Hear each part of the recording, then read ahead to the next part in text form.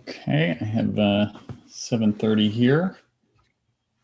We'll go ahead and kick off and call to order this regular meeting of the Easton Board of Education at 7:30 p.m., April 20th, 2021. Members in attendance: Jenny Cheetah, Randy Hicks, Jeff Parker, Gretchen Goldstein. I didn't see, did somebody let Devin in? I'm not sure if I saw her yet. I don't think she's in yet. Okay, I'm sure she'll be joining us in just a moment. Good, and then we have our administrators with us. I think I just saw one additional administrator join us. I want to make sure everyone has the appropriate co-host permission so they can unmute at will here. Bear with me just one moment. Okay. All right. Excellent. Devin. Oh, awesome. Thank you. And Stephanie. And Stephanie. Perfect.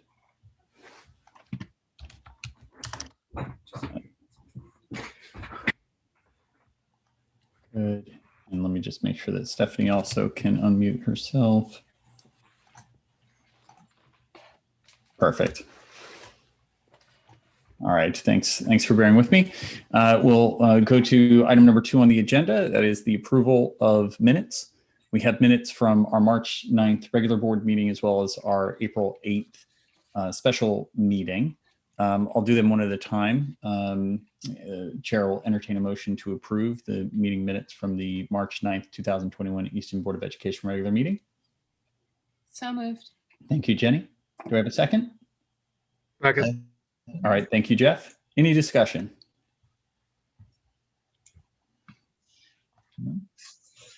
No? Okay, hearing none, I'll call the question. All in favor? Aye. Thank you, Jeff. Randy, yes. I see Gretchen's hand. I see Devin's hand. I see Jenny's hand. I also vote yes. That passes unanimously. That takes us to the April 8th, 2021 Easton Board of Education special meeting. Do I have a motion to approve those minutes? So moved. All right, I think I heard Jeff first, and I'll take Randy as the second. Thank you. Any discussion?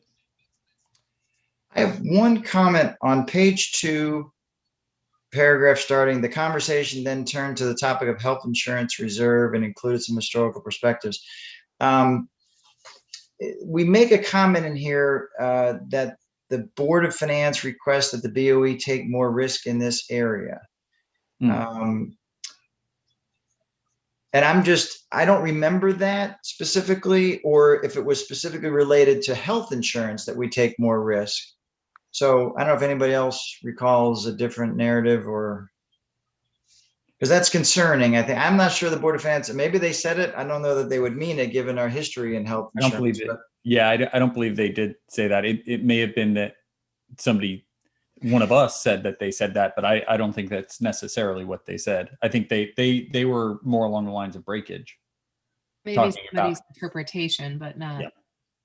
Yeah. Okay. I mean, I don't know if we need to address that or make a change. Maybe we, maybe as it relates to the entire budget, we don't have to have every nickel accounted for per se.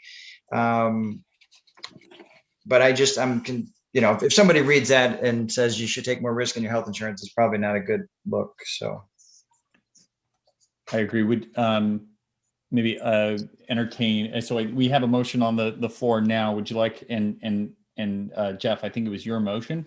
Would you care to amend the motion to reflect change to that second paragraph on page 2? Yes, I would. I'm just trying to think how that should read. Can it just be eliminated? I mean, is it pertinent or necessary that it's included? And it's funny because reading this again here, I think this was actually, Jeff, some of the comments that you had made. So I think it was just a misunderstanding about what you were saying. Okay. Well, then why don't we just strike it and move on from there? I think that's fair. Okay. Do I have it? So Randy, would you second that amendment? Sure. Okay, yep. Very good. Any additional discussion? Okay, we'll call the question. All in favor? I see everyone's hands. Devin, Gretchen, Jenny, Randy, and Jeff, as well as my own. The motion passes. Very good. Okay, that takes us to public comment. Just so everyone knows, the general practice for indicating that you'd like to make public comment is to raise your hand using the participants window. And if you're having trouble finding that, if you can just turn your video on and wave at us, we'll try to make sure you're getting the opportunity to be heard. We'll also ask that people, we have a very full agenda tonight, keep comments to under 2 minutes so that we're able to get to everything we need to.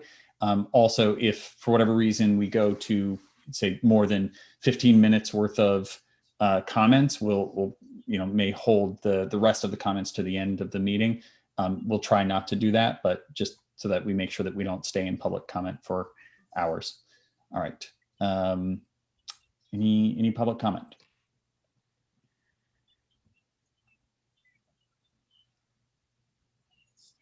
Okay. Hearing none. Board member comment.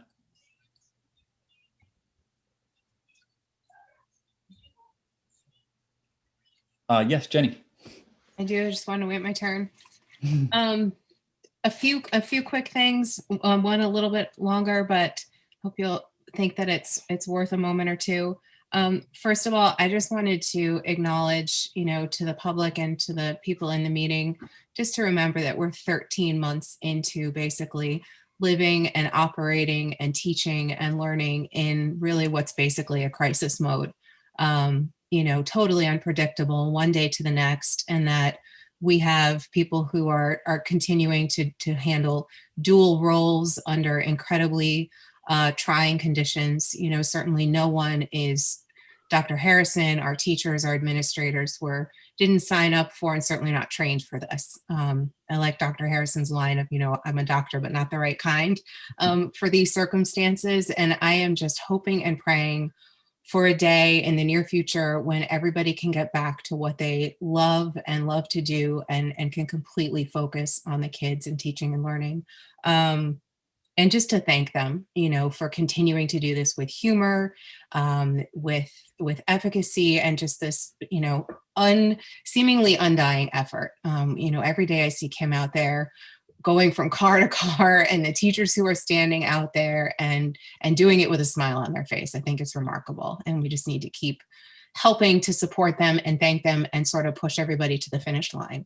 So I just want to implore the public, if you have a minute to make a phone call or send a note or, acknowledge them in any way, shape, or form, to take that 5 minutes to do it over the next couple of months, because this is a tough time of year as it is, without everything that they're dealing with.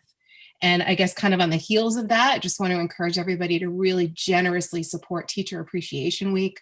Any efforts that you see, any calls for volunteers, materials, money, whatever it is, for everybody to just jump in and make this the best we possibly can.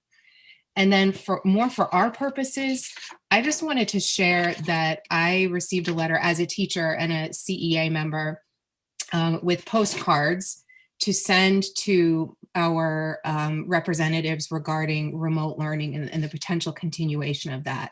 And just want to put it on everyone's radar and say that I just think this is such a hugely important topic for us to be thinking about and planning for and discussing as a district and as a board. And I hope that maybe at our next meeting, it can be possibly something that we talk about. And I just wanted to read a bit from it. It says, "We know that there is no replacement for in-person learning, yet Connecticut lawmakers are considering allowing virtual learning and dual teaching to continue post-pandemic. This is concerning to us because dual teaching, the delivery of instruction simultaneously to remote and in-person students by a single teacher, is unsustainable. With teachers attempting to reach students in multiple settings simultaneously, students on both sides of the screen are receiving less personal attention. Teaching time and learning opportunities are drastically reduced by constant disruptions, technical issues, the absence of parental supervision, and myriad other variables. The result is less social and academic engagement and unequal treatment for students. I mean, there are other points raised. I don't know that this is 100% applicable to the elementary school or middle, just because our teachers and administrators have done a phenomenal job of spinning plates and keeping it all going. But the unsustainable part and the exhaustion and the fact that no one is receiving 100% of the quality of education that we want and believe in for our kids, that this is something we have to talk about and we have to address. So I'm just kind of, communicating with my board members, sharing that I think this is a really important topic for a future discussion. Thank you for hearing me out. Thank you, Jenny. Any additional board member comment?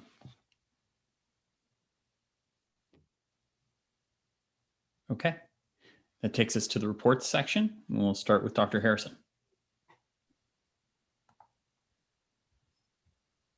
Good evening, everyone, and happy post-spring break. I hope that you all had a wonderful and restful spring break.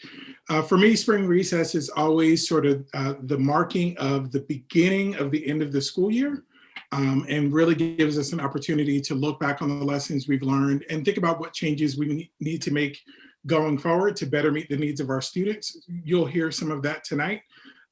Spring recess is always also marks the end of the budget season, typically. And so I'm always pretty excited about that we get to not just talk about the resources, but talk about the programs and all of the work that we want to do with our students. So I'm excited to have some final discussions tonight about the budget, and then put it in the hands of our community, who we know consistently support our students and our teachers.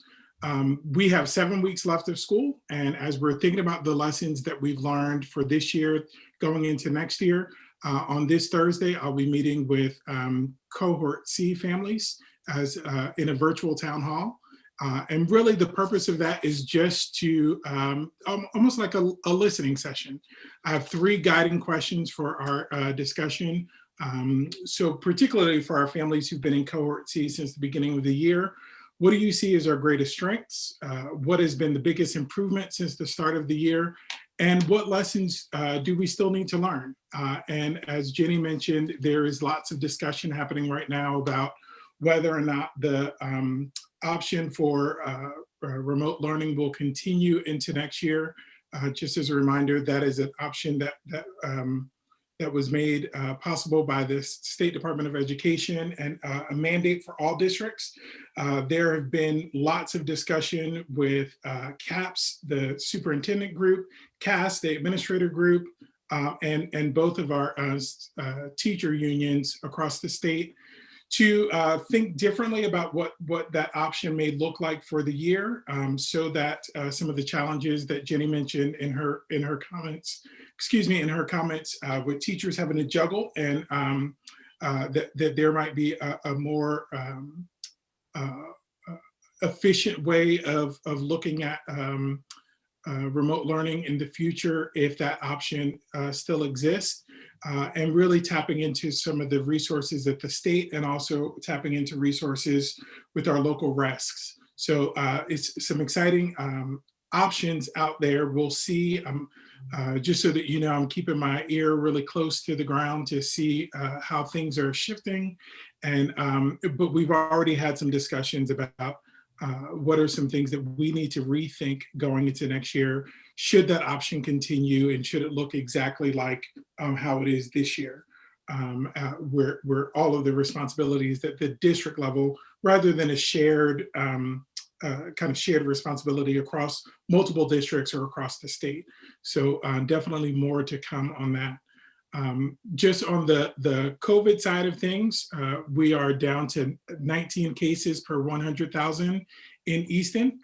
So that's creeping up just a little bit. We saw a little bit of a rise over the last several weeks. So that's something that we are definitely monitoring.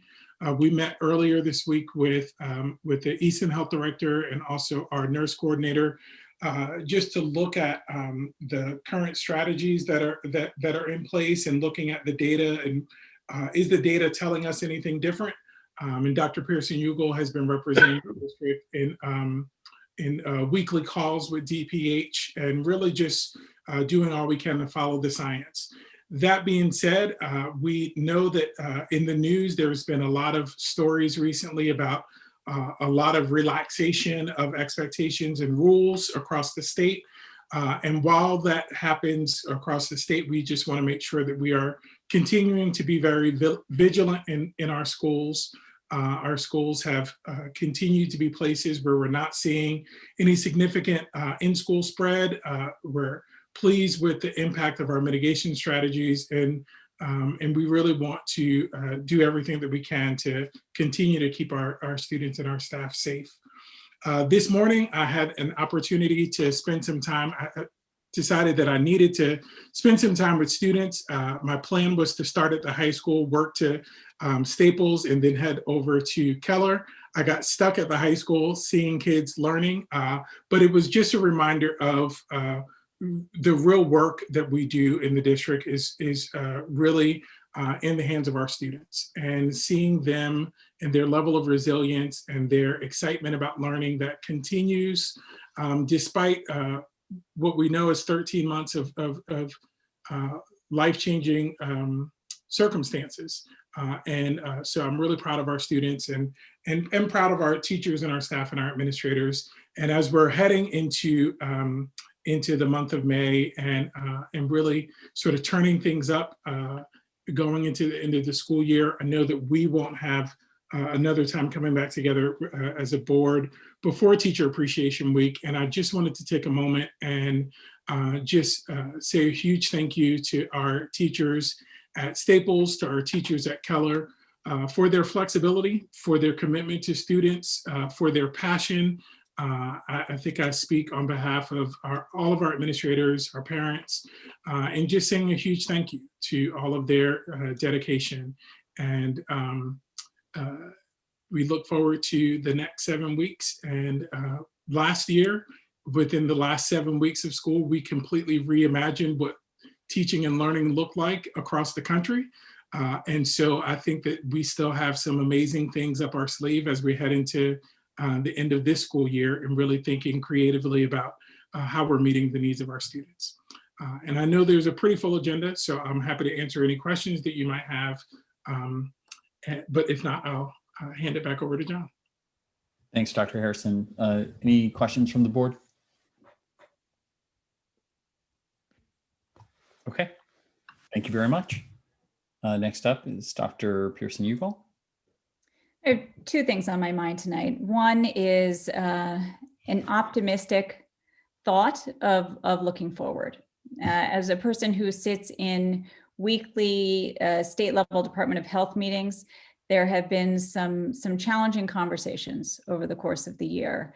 And I'm pleased to share that there is certainly a feeling now of looking forward, of having some optimism, having some hope, even though certainly we acknowledge that the pandemic is certainly not over and that we can't let up on the efforts that we've made in our schools to stay safe and stay healthy, and know that the good work that's happening is supporting the efforts to keep students and staff healthy. So there's the hopeful look forward. Later on in the reports, you will hear a presentation from the Helen Keller Middle School leadership team about student learning. And so I also want to take this opportunity to thank the leadership team and thank the content leaders and teacher leaders who have met with me very, very regularly over the past several weeks, sometimes once a week, sometimes as often as 3 times a week, to talk about student performance in different forms and the way that we are responding to student strengths, student needs, and the many different ways that the path forward might look. So we have discussed many different ideas, and I'm excited for our students, I'm excited for our staff, but mostly just appreciative of the spirit of open-mindedness and collaboration that I've seen over several weeks to chart the path forward. at Helen Keller Middle School in particular, really looking at what we can do to adjust the daily conditions for our students to maximize learning opportunities, knowing that there is no simple fix, right? If any one of us could wave the wand and make everything go back to where it was 2 years ago, maybe we would wave that wand. But maybe we would also consider what we've learned, what we've reimagined, as Dr. Harrison just said, and think more purposefully about the things we would keep and the things we might leave behind. So this is an opportunity really for me to give thanks. And I know that you will be eager to hear the really thoughtful presentation from Mrs. Kaplan and Mrs. Moore. Thank you, Stephanie. Any questions for Dr. Pearson-Ukall?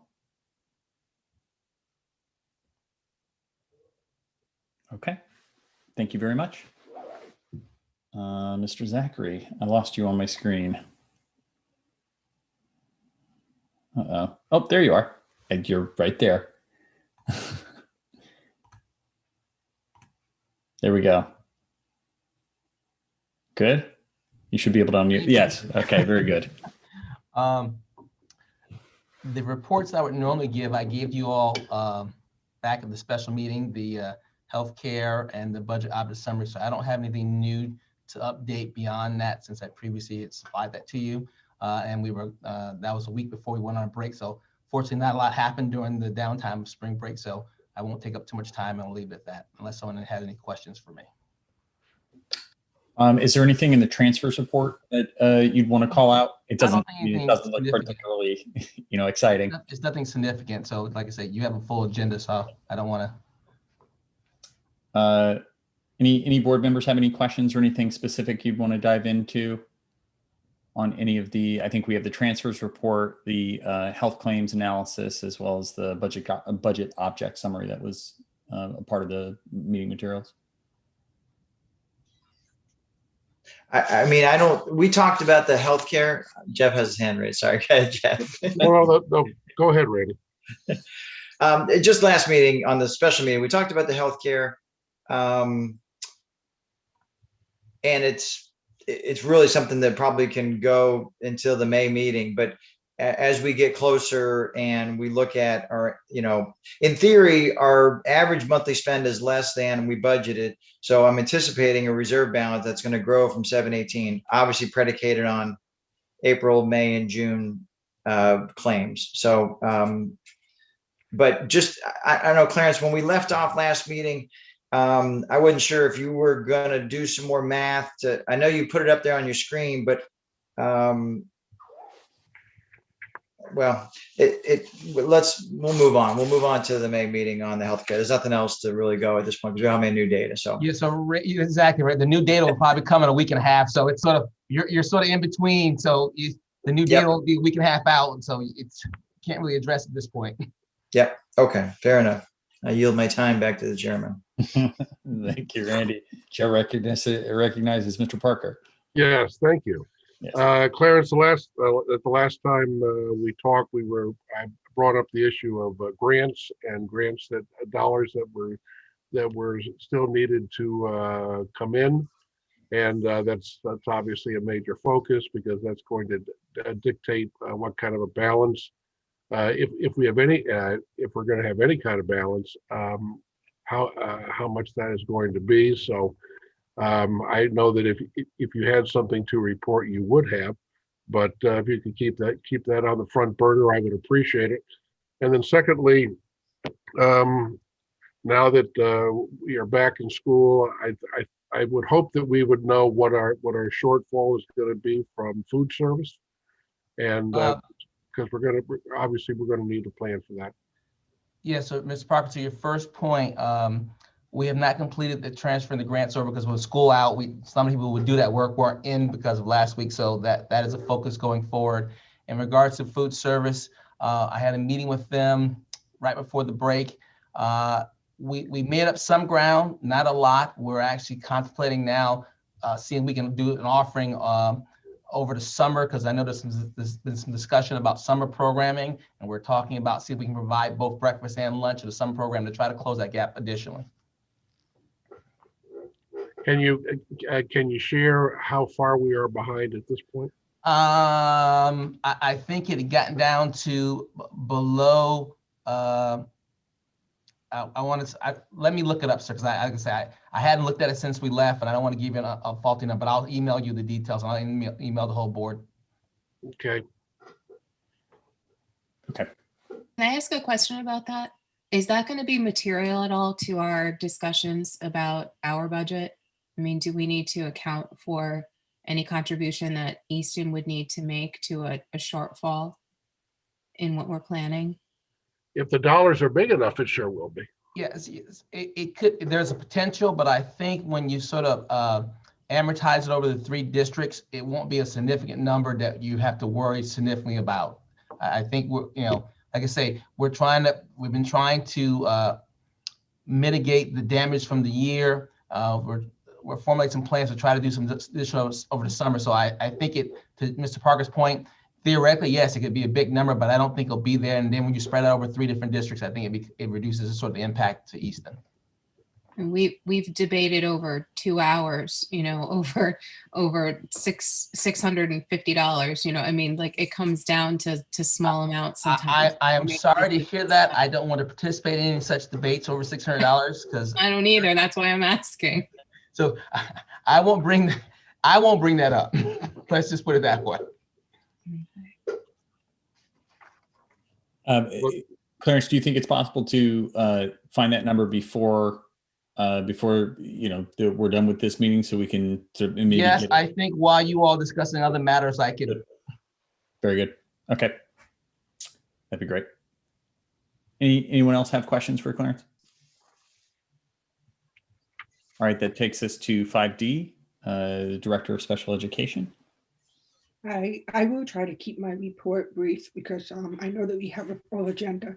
As Dr. Pearson, you all said, I also want to thank the special education team at the Helen Keller Middle School. They worked very closely with Ms. Kaplan and Ms. Moore to make sure that the special ed hours were accounted for in the, I think you'll hear more of the presentation from them, but we wanted to make sure that the special ed students' IEPs were met. And I have to say that, thanks to the efforts of both the supervisor and the special education teachers, they really did a fantastic job of rolling up their sleeves to make sure that all the IEPs were met. So I do want to take a moment to publicly thank them for that.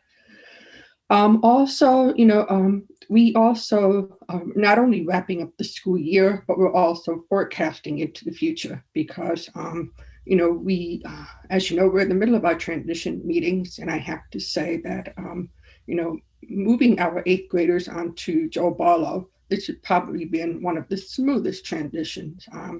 I think many of the parents have been pleased and happy, about the strong articulation that we've had with Region 9. And we're also looking at extended school year. It's that time of year where we have to make sure that our special ed students continue to progress. So we are in the midst of not only closing out the year, but also making sure that our special ed kids are supported in these summer months. So that's really where our focus is right now. So if you look at our special services report, it's a little bit different this year because around this time COVID hit. So our numbers aren't exactly, we can't compare apples to apples because last year, 2020, we were in the middle of COVID time. So we have to take the 2020 numbers with a grain of salt.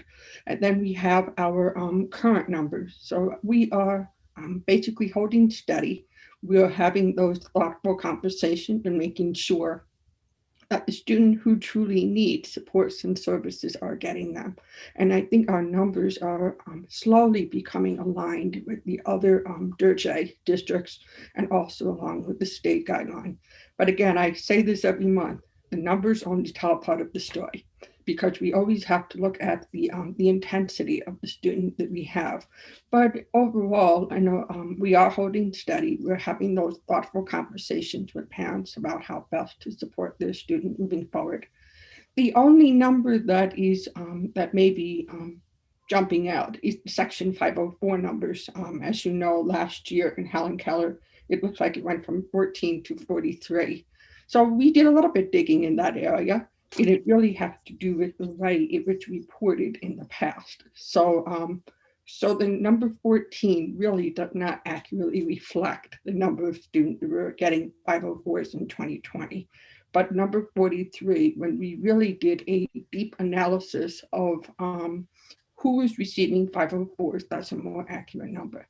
So I apologize for the discrepancy, but we really are trying to make sure that that the 504s are not a consolation prize for special ed.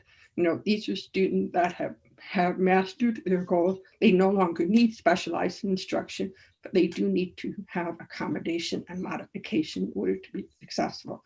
So as our special ed numbers go down, it is not unusual to see the 504 numbers go up. And this also could be reflective of the pandemic that we're in. We are seeing more mental health challenges come out of this pandemic. And that also could explain for the uptick that we see in 504s. Do you have any questions for me?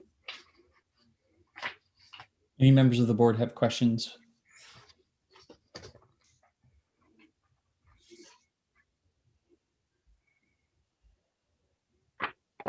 No? So Chair, I have that number if you finish with SPED. Yeah, I just want to make sure no additional questions for Jen. Okay. All right. Thank you very much, Jen. That was very, very helpful update. Yes, Clarence.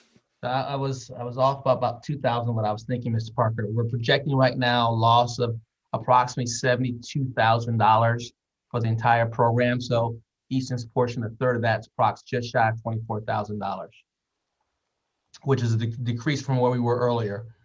We've actually turned small profits in the last 3 or 4 months. We were in the negative from July on, but we actually went into the black on a monthly basis starting in looks like March, which makes sense. More kids were in the building, and it's not significant profits like compared to historical levels, but it's in the black as opposed to being in the red. So does that number then narrow between now and June, or you think that's the number? That's the projection, and it will depend on how many kids we get in the building on a daily basis, Randy. And if something happens and we don't get kids in the building, it'll go the other way. If we get more kids in the building, it will keep going more stronger into the black. It's literally depending on how many kids are in the building and how many are eating meals. I think then we'll need a motion at our tri-board meeting to allow for a transfer up to X number of dollars. So we just as a thought to put it in everyone's head that that's something that's coming to us. Yeah. Yeah, but that's gonna still need to come back to our board. I mean, we need to approve it. The tri-board doesn't spend money for the 3 boards, right? Right, but I think perhaps at the May 25th meeting of the 3 boards, we'll probably discuss it, and we may individually pass that. If we all if we all take a third of it, which I think would be the proper thing to do, then then yes, we would need a motion that day. Yep. But we'll make sure that it's on the agenda there, because certainly it'll need discussing. Yeah. Okay. All right. Thank you. That takes us to 5E, SSCS and HKMS reports.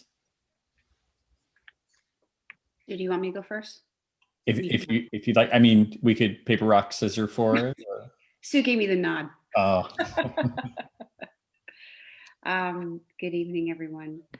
I first wanted to share with you that if you look back at the March 9th board report from Samuel Staples to the April 20th, we went from 51 students in cohort C down to 34 kids in cohort C, which is a huge difference in my view. If you look at the fourth grade, that class of 23 that we've carried forward for a few months now, all 23 are now here. So we needed to relocate a second fourth grade class into a larger room. And I want to give my biggest thank you to the Easton Parks and Recreation. They've been using one of the largest art room down in the kindergarten neighborhood for several consecutive years for extended day. Right. And when we knew that all 23 were expected to return yesterday, they were very gracious in working with us. And we moved their belongings into the small gym, which is also our second cafe. They were terrific. So now we have, just to get you up to speed, 2 fourth grade classes that needed to be relocated. One is in the vacated art room in the 5th grade neighborhood, and one is now located in the extended day room, which once upon a time was an art room in the kindergarten neighborhood. I also wanted to share, if you look at the additions and withdrawals, we welcomed 5 new students since we last spoke. And we had, which one am I looking at? 3 students withdraw. I also wanted to share with you enrollment with regard to our incoming kindergarten. We have had 68 registration packets picked up. 32 have been returned, but a lot of them in truth are preschools that we have good relationships with, and they've worked with us in helping their parents get their materials back. So we still have a good amount that we need to get returned to us. But according to all the phone calls we've received and efforts that we've made to reach out, we think it's 81 potential incoming kindergarten. I also wanted to share that on the April 9th minimum day, we started our placement process for our current kindergarten through our current grade 4 into those respective grade levels next year. And to announce that the Smarter Balanced assessments begin tomorrow, April 21st. That is everything I have. Any questions for me? Thanks, Kim. Any questions? Kim, what grade levels again do Smarter Balance at SSES? Grades 3 through 5. Okay.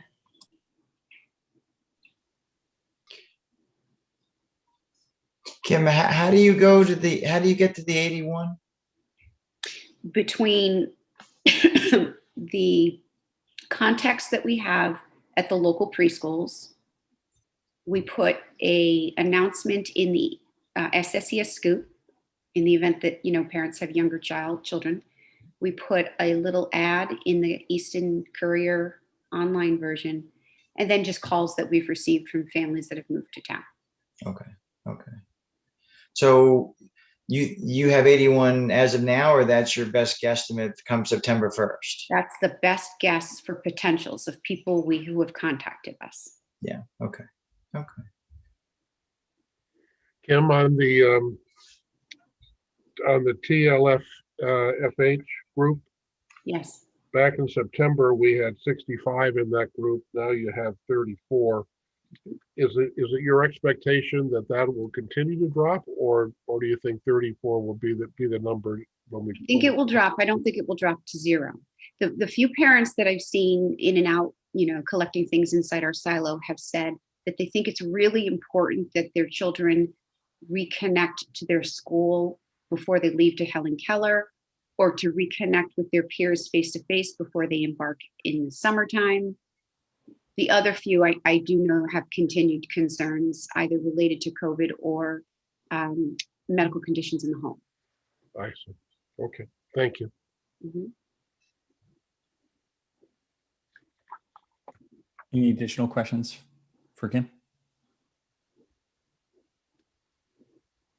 Any open choice in this kindergarten class coming up, Kim? So I recommended to Dr. Harrison at least 2 for this reason.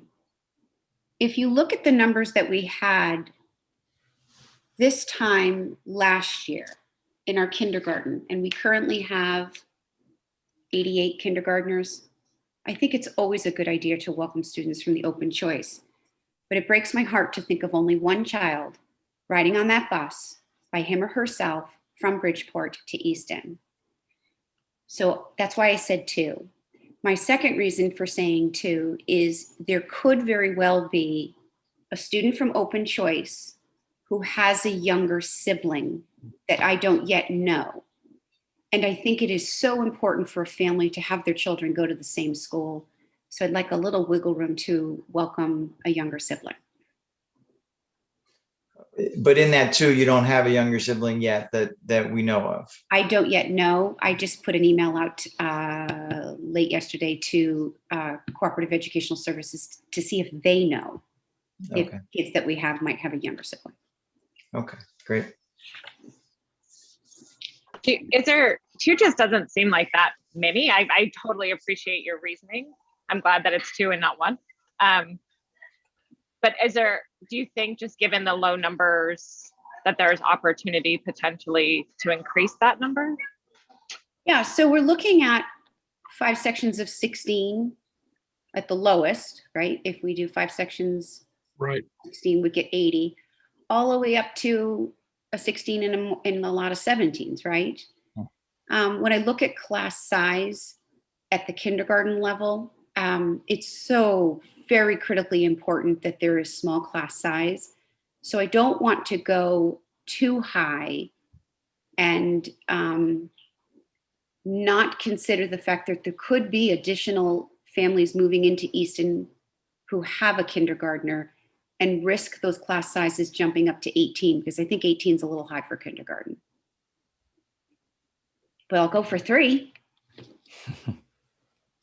Plus, we have to think long-term with the precedent we've set of younger siblings. You Yeah. know, the 2 you accept this year, if they are not the younger siblings of others, are going to potentially have family members down the road, and we don't know what those future class sizes are going to look like. Right.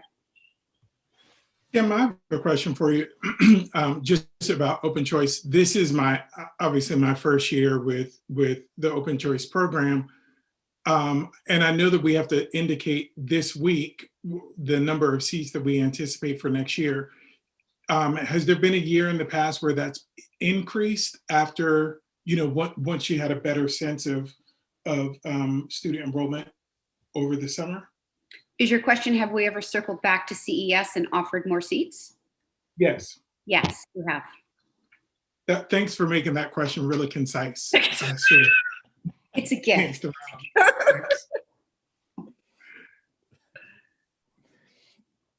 Very good. Any additional questions for Kim? All right. Sue? Thank you, Kim. Good evening.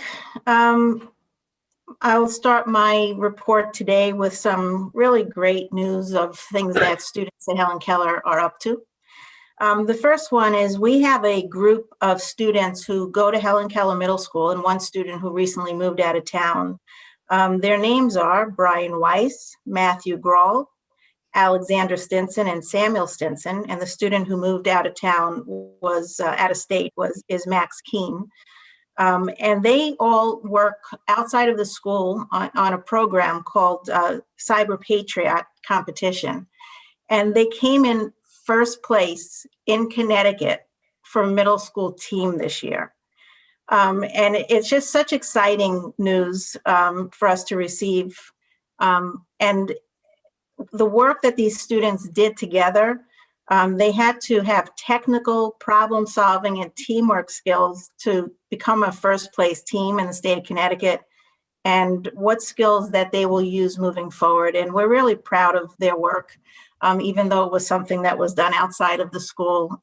Kudos to all of them and the families that included them in that program. Another wonderful thing I'd like to report is that students at Helen Keller Middle School, 4 of them to be specific, their names are Maggie Jimenez, Helena Zimmer, Jessica Hakeem and Penny Lamastro, approached two of our former eighth grade government advisors, Mr. Breyer and Mr. Delecky, and they asked if they can generate a drive to collect brand new school supplies for the Curial School in Bridgeport.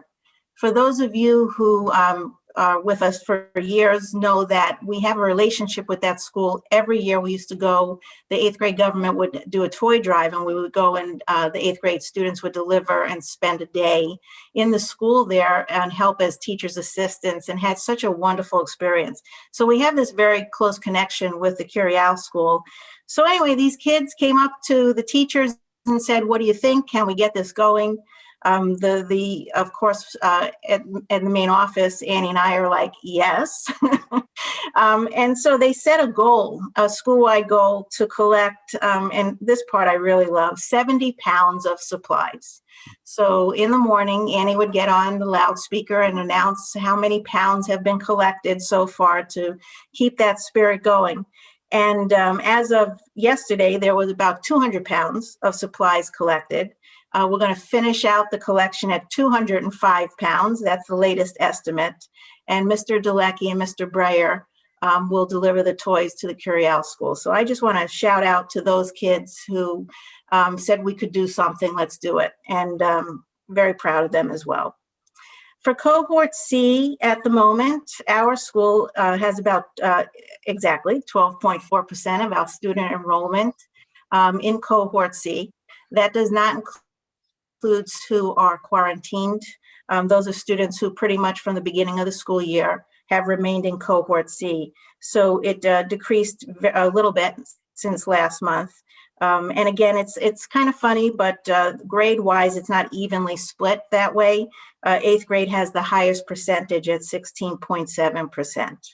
Seventh grade is at 8.4%, and sixth grade is at 11.9%. Today, the sixth grade team and the FPA teams, that's my home phone, we don't answer it, sorry that it's ringing right now. In any event, today, Annie and I and the sixth grade team and the FPA teams had our incoming fifth grade, soon to be sixth grade orientation for students. It was, again, the second year, of course, that we had to do this virtually. But we pushed it earlier this year, knowing that students are concerned about the transition, and we wanted to give them a lot of time to hear about Keller, to meet the teachers, to hear about the course selections. And I want to thank the fifth grade teachers at Staples who gave up their time today to help facilitate that in their classrooms. And all the students who are in cohort C or home for any reason today, who are fifth graders, also received the link, and they were able to also listen live, see the presentation. We will put that up on our website and all the links for anybody who may have missed that. So I just want to thank our teachers, the FPA teachers and the sixth grade teachers, and all the student support team that was there and participated today. It was really nice. On April 7th, we had a parent offering to come and learn from our ILA specialist, Dana Aponte, our math specialist, Amber Dunkerton, and Annie Moore moderated this really nice exchange of questions and answers of how to read the NWEA student report that was mailed home a few days after that. And it was a great opportunity for a nice open exchange. There were great questions, and our specialist did a wonderful job in answering the parents' questions. So thank you. Now on to the main event for the evening, which is how are our kids doing? And we owe you an update, and we have information now that we're able to provide you with that in terms of data from the most recent NWEA administration. Annie's going to start the slide, but just leave it on the first page for me, Annie, while I just say a few things.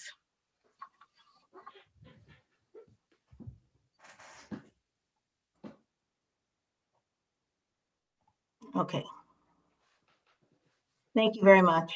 I'll just cue you in a second, Annie, okay? So this presentation, we're calling Turning Data into Stories and Stories into Growth at Helen Keller Middle School. A great quote by Brene Brown, maybe stories are just data with a soul. So the first question that we want to answer tonight is, how are our kids doing? And there are two answers to this, and both on two accounts show that they suffered during this pandemic, as we expected, as the world expected. Emotionally, this has been hard on them. You know from my previous reports to the board that it's been rough emotionally. We know this through attendance concerns, increased referrals to our student intervention team, increase in 504 for emotional reasons, and increased calls to DCF. Those things are the facts. Academically, the majority of our students are on pace to exceed national norms for typical learning, but we hold ourselves in Easton and at Helen Keller Middle School to a much higher standard, and we have seen a drop off on some NWEA scores. We're going to share that with you in a little bit. And we know that this is directly connected to their emotionality, which is directly connected to the pandemic and everything that's going on in the world around us. We know that we're not alone and that this is happening everywhere in every school district across the country. And the next question is that we're going to answer and you want to hear about is what we're going to do about it. What have we been doing about it? And in short, the answer is a lot. Annie, could you turn to the next slide, please? So where we are today, as we heard from a number of people who preceded this presentation, we're here now on a year plus in this pandemic of a cumulative global trauma. There's no doubt about it that that's what this is. A couple of weekends ago in the New York Times, I came across an article that I wanted to mention to you and encourage you to read for yourselves. It's called How to Help Your Adolescent Think About Last Year by Judith Warner, and it was published in the April 11th edition of the New York Times with an update on the 14th of April. I've bulleted a couple of things there, but I would like to just read a very short section of this that tells a good story, tells a hopeful story, but not minimizing the trauma that's been endured by everybody during this time. Early adolescence, this is the article now, the middle school years are considered a second critical period, a time of brain changes so rapid and far-reaching that they rival the plasticity and growth that take place in the much more popularly recognized newborn to 3-year-old phase. I'm paraphrasing now through this short section. They make them acutely aware, hormonal changes rather, make students acutely aware about their status and how they appear in the eyes of others. They make them crave social contact, attention, and approval. Overall, they provide a hardwire explanation for the challenges and opportunities that are associated with the middle school years. Remote learning and social distancing are in many ways the opposite of what children in this age group need and want. In this article, the experts are saying it's been the hardest on middle schoolers. It's their job as middle school students to pull away from their parents, to use these years to focus on figuring out where they are in the pecking order, figuring out what they need from a friend and what they can give to a friend. And in all that hard work that has to happen in these years was just put on hold due to the pandemic. But the good news is that this year, while it has been rough, most middle schoolers will be fine. And that's the end of the quote from the article. I encourage you to read beyond that a little bit more. So I read this article and I think very optimistically. I think about, on the emotional side in our school, our focus that I have shared with the board and with the public about our school goal being on making connections with students and helping them, knowing that this was going to be tough. Our professional development with our staff has been focused in this area as well, in addition to a focus on DEI for our staff, which we began. Kim mentioned that they did placement in the last minimum day. We had a professional development part 1 on DEI for our staff. So the results, we surveyed our students twice already on the emotional side in November and April, and asked how they were feeling on a scale of 1 to 10.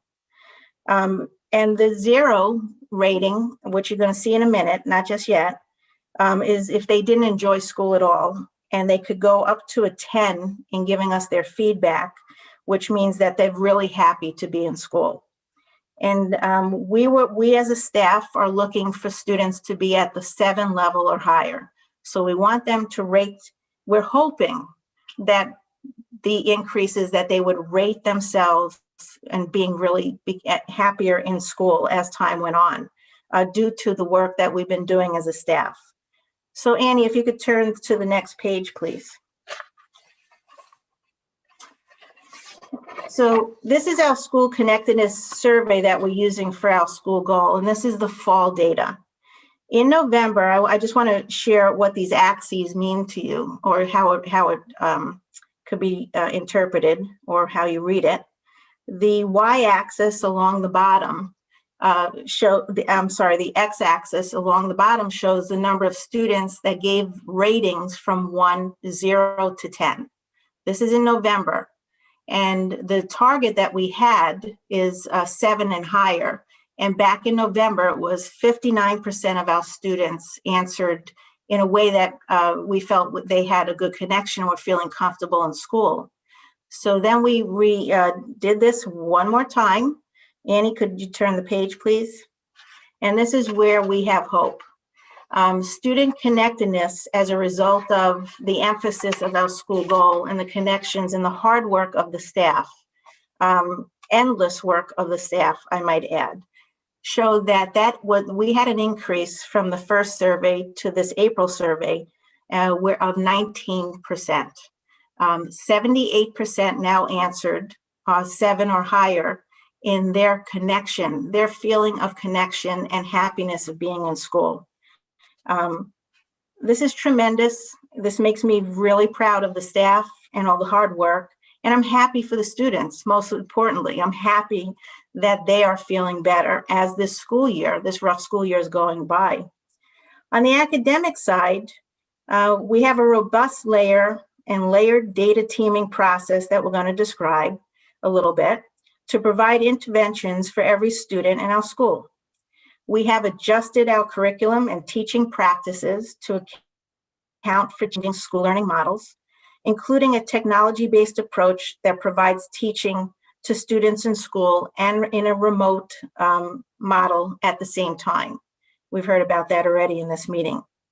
Our interventionists have changed the type of support they are providing students to get students what they need.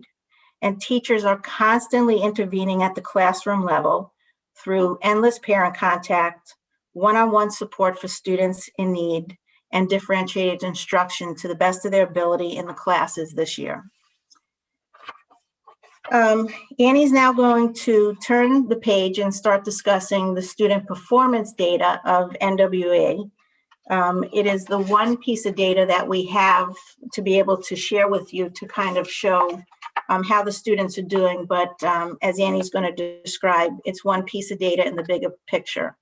Annie? Thank you. A big thank you to Dr. Harrison and Dr. Pearson-Ugal and Mrs. Kaplan for giving me such a light and airy topic for my first Board of Ed presentation this year. So not at all nervous. Also, just want to say before I start that the two profound things I wrote in my presentation were already said by Jenny and Stephanie, but I'm going to say them again anyway. Okay. So we're going to talk about NWA, which we've talked about for years, and you're so used to hearing those 4 letters. But I'm going to step back for a minute and we're going to review a little bit about NWA, and then I'm going to launch you into how we have to look at it this year, because there's nothing normal about this year, including the way we're looking at data and letting it inform our next steps. Okay.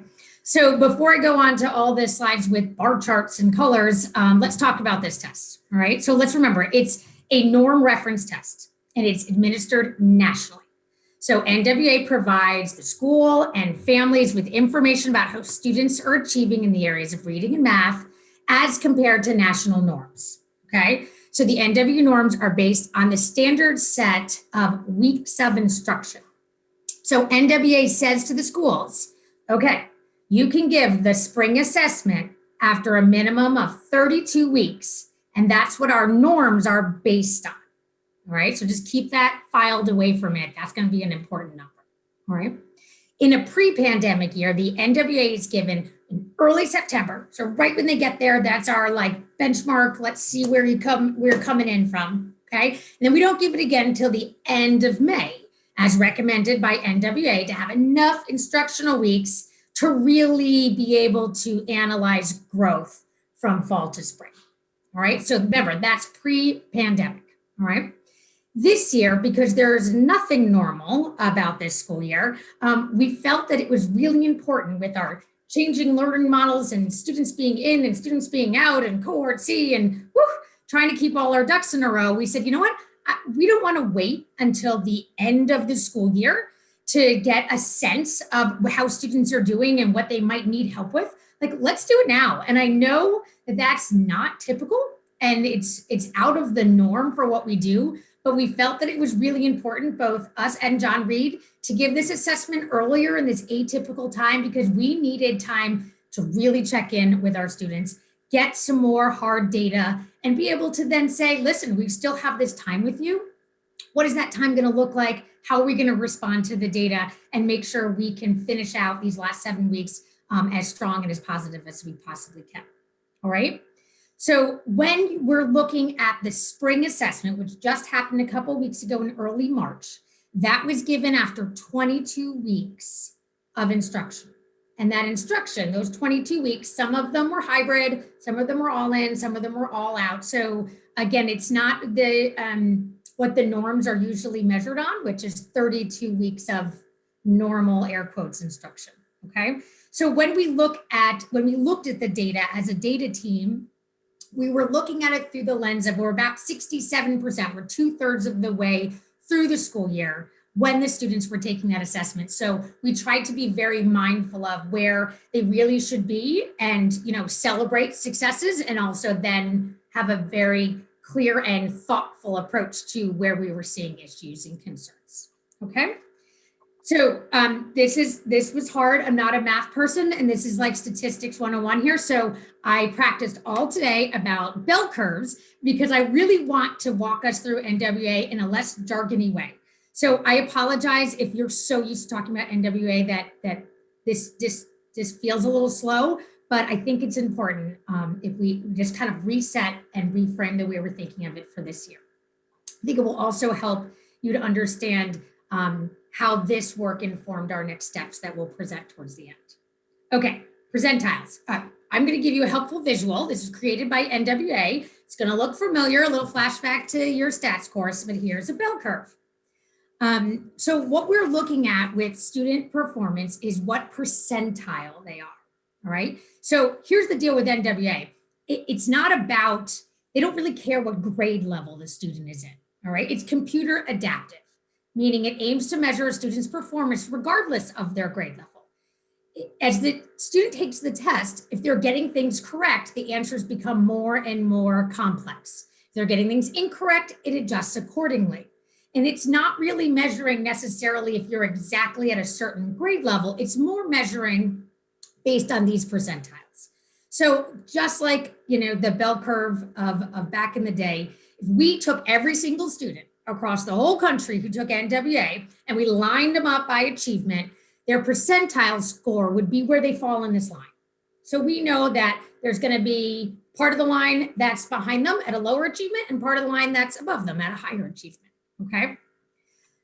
So year to year, I guess this is what's kind of hard about NWA interpretation, year to year, the complexity of the assessment increases, right? So you're almost like the students who want them to, and the ultimate goal is stay at their percentile and or go up a little, but it's not thinking of it in the way of like a spelling test where, okay, I got 90% of them right. I hope next time I get 100% of them right.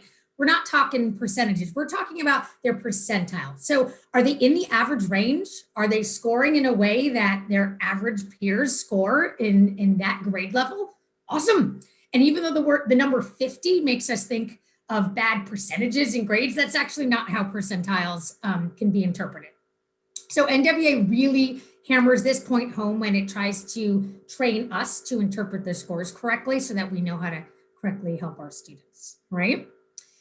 Okay, so we're gonna take each cohort. We're gonna look at currently the kids in grade 6 and look at the 3 times they've taken NWA. We're gonna do the same thing for grade 7 and grade 8. And then I'm gonna zoom out and I'm gonna fill you in on trends we were seeing and some big headlines and takeaways. And that will lead us into our informed next steps, okay?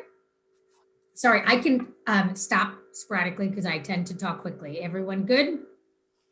All right, did you enjoy your percentile lesson? Here we go. Okay, so for each cohort, you're going to see this same setup of a bar chart. And you'll see the percentiles are broken down into 4 quadrants here, 4 groups. We've got 0 to 24th percentile, 25th to 49th percentile, 50th to 74th, and then 75 to 100, okay? Again, the color-coded bars align across the top with when the children took the assessment. So let's think about it. The fall 2019, which is that weird tealy color, that was pre-pandemic. Okay, the world had not gone completely cuckoo bananas at that point, all right? Then fast forward, it's now March of last year and school, as we know it, ceases to exist for several weeks to months at the end of the year. And come fall of 2020, towards the end of October, we welcome this cohort into Keller.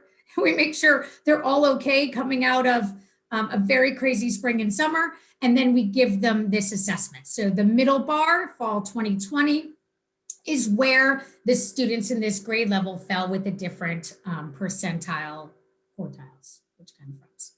Finally, what you see is spring 2021 in the light blue. And here's one of our big takeaways that is really interesting to us and when we think of older information from past years. But our students, so Keller, I mean, not to brag, but we usually, we don't score as much in this 50 to 74th percentile. Usually we're heavier in the high average range, okay? So although we still have students in that upper range, we saw a shift in this spring one. We saw a shift in March from the highest group being in this 75th to 100, the high average range, shifting to more kids being in the average range, the 50 to 74, okay? We're gonna keep that in mind as you look at the trend in the other grade levels, but the interesting thing, the caveat to grade 6, it's kind of the hardest one to start with, is they actually took a different test. So keep in mind that when you're in 5th grade and below, you take NWA 2 through 5. And then when you get to 6th grade and above, you take NWA 6+. So NWA really cautions everybody to like, just be careful about comparing what they did in 5th grade right away to what they do in 6th grade, because the complexity of the test leaps up, okay? So yes, you're still looking at percentiles and how they fall in the national norms, but there is a very expected transition to that more complex test, all right? And I want you just to hold on to the fact that the numbers at the top of each bar, each colored bar, are the exact number of students in that cohort who scored in that percentile range, all right? So this brings us to grade 6 math. You can see the same exact kind of setup of the different testing. Math taking a harder hit in than ILA when it comes to kind of the breakdown between the different quartiles. And then moving on to grade 7. Again, the same headline keeps emerging for us, that high average group, there was a percentage of them that shifted to the average range. And I think we've actually talked about a subset of students every year that we focus our attention on when it comes to pushing and challenging. The students who are like always on the cusp of greatness, and like, how do you work your knowledge of adolescent brain and motivation to push them into that greatness? And I think what we're seeing in this really unique year is the impact of that stress and these changes and the learning model shifts on students who need that supportive, motivational type program, right? So just another interesting takeaway was to really talk about what we can do for every student moving forward. So here's the interesting thing from this pattern. Nationally, this wouldn't raise any red flags, right? It wouldn't even raise an eyebrow. It's like, listen, like almost all of your students are 50th and above, right? But locally, for us, we want to be responsive. Like, this isn't us. This isn't what our students usually are able to do. And there's a myriad of reasons and no simple wand waving, like Stephanie said. But the reality is that there's a shift, and there are students struggling who didn't struggle as much before. And we need to circle the wagons and figure out all the different ways we can help them. And even though NWA is one data point, I think it's an easy one to use as a springboard, because it's numbers that you can understand. And then you can start to merge it with the triangulation of lots of other data to form a more robust story, the full puzzle. Also, interestingly enough, if you think of ages, so we saw that our sixth graders, you know, they had that dip, they had that shift from the high average to the average range, similar to our seventh graders, not as dramatically in seventh grade. You can check out math for seventh grade here. But our eighth graders, who are the oldest of the three and who had been in middle school 2 years already, have less of that shift, right? Not that they don't still dip in comparison to the full scores, definitely things we need to work on. But I just thought, as a data team, we thought it was just really interesting to think about the growth and development and the different changes in a human being from sixth grade to eighth grade. They're literally completely different human beings. And it's just interesting to look at perhaps a data point that talks about the pandemic's impact on different ages and different stages of development. So what's next? What do we do with this info and the mountain of other info that we're trying to make sense of? So as Stephanie and Jenny pointed out before, we've been living under these impacted life conditions for a year and 5 weeks. I don't know about you, but it feels like 55 years to me. And I know we desperately want easy answers. We want to get life back on track for our students. And we really want there to be definitive data points that correlate to quick fixes, so we can relieve those worries and those fears, because it never feels good to have those, sitting in your gut. I know as humans, no matter the age, we crave stability and predictability and attainability, right? Every year as a board, you've listened to your SBOT presentations, and this is the target number, and it seems like there's a predictability to it. It seems attainable, and that feels right. It feels motivating, right? And this year, everything's been flipped upside down, and those attributes that we come to rely on have been shaken. And at Keller, we're in this constant state of data collection and analysis, literally daily. We're constantly talking about the information we have and how does it fit into the story so we can write the next chapter. Our commitment to this work is driven by the look in the eyes of our students. I mean, we can only see their eyes. I literally don't know what their faces look like below their masks. And I probably will struggle to know who they are next year if we don't have masks on. But their eyes tell the story. They tell the story that things are different and I'm trying to figure it out. And I want to tell you I'm good and I'm having a great day. And don't worry, I'm fine, because I don't want you to worry about me. But there's things I need. And so our job as educators is to not just listen to the words of them telling us, don't worry, everything's fine, and to dig more and to take this data and turn it into these stories so we know really what they need, what's behind those eyes. So the cool thing that we don't talk enough about, because it's human nature to talk about the negative, but the cool thing is there's so many new skills that were not even on our radar that kids have now. We didn't even have them on we should teach them this list. It's just shocking. And I want to recognize that. And the last thing I want to do is constantly talk about loss, because that mindset of feeling behind is not going to be something that ever motivates us to move forward. I really want the power of our words to show students that there is so much they have gotten out of this year, no matter how different it has been.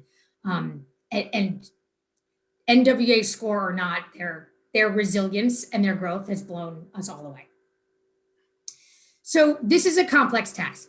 There's so many components. And like Jenny said, there's so many plates spinning on the different, whatever you spin plates on. But we've taken the next step together tonight. We want to talk together because every single stakeholder, you have to have a voice. You have to have a different perspective. You have to ask questions.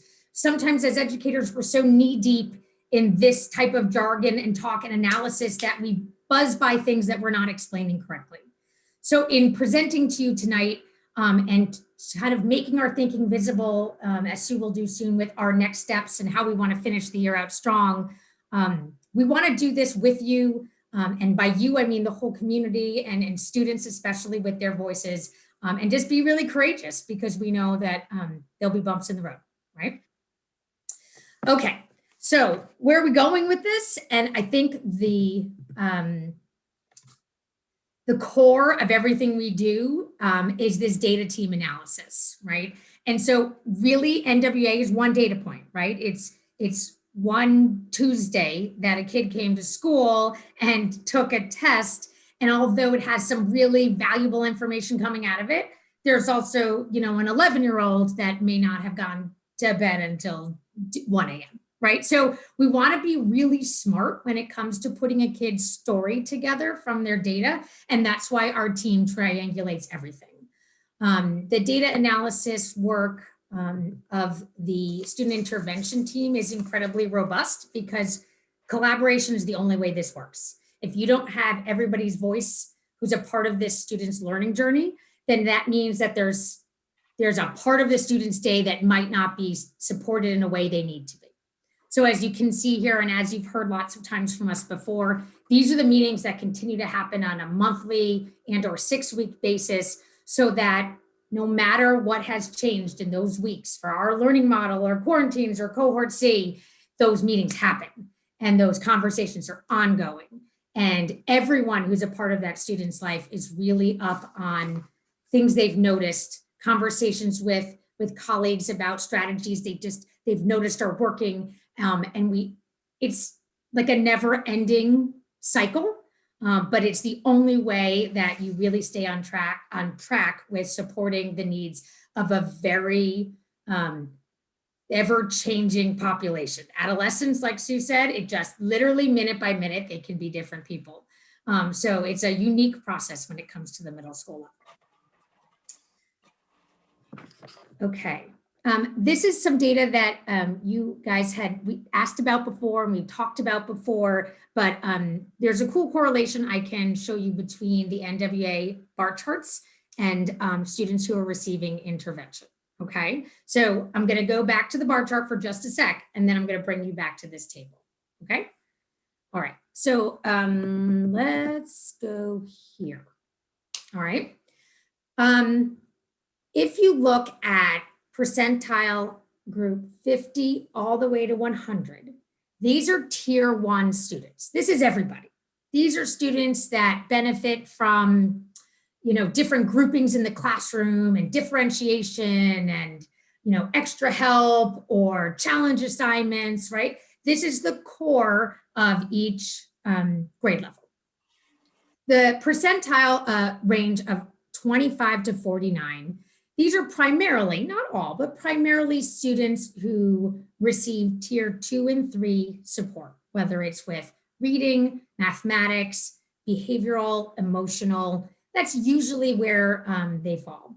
And the 0 to 24, for the most part, includes students who receive special education services. And some of those students also fall in the 25th to 49th range, just depending on the types of IEP goals that they have. So when you look at that number 13, that's in the 25th to 49th percentile. So let's see, that's 13 for ILA in 8th grade.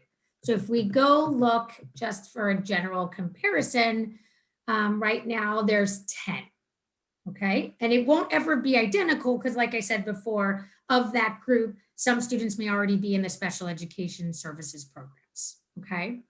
But what you're looking at when it comes to tier 2 and 3 has to do with a triangulation of data, and one of those data points being the NWA percentile, okay? So that's kind of where you can find our capabilities of like who we support.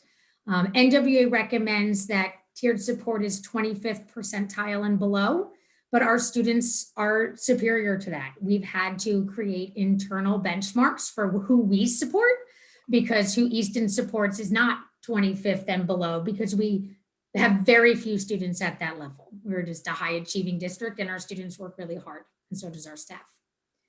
These numbers, interestingly enough, are very similar to past years when it comes to students who are in tiered programs, but the types and the length of intervention is looking really different this year when we talked with our specialist.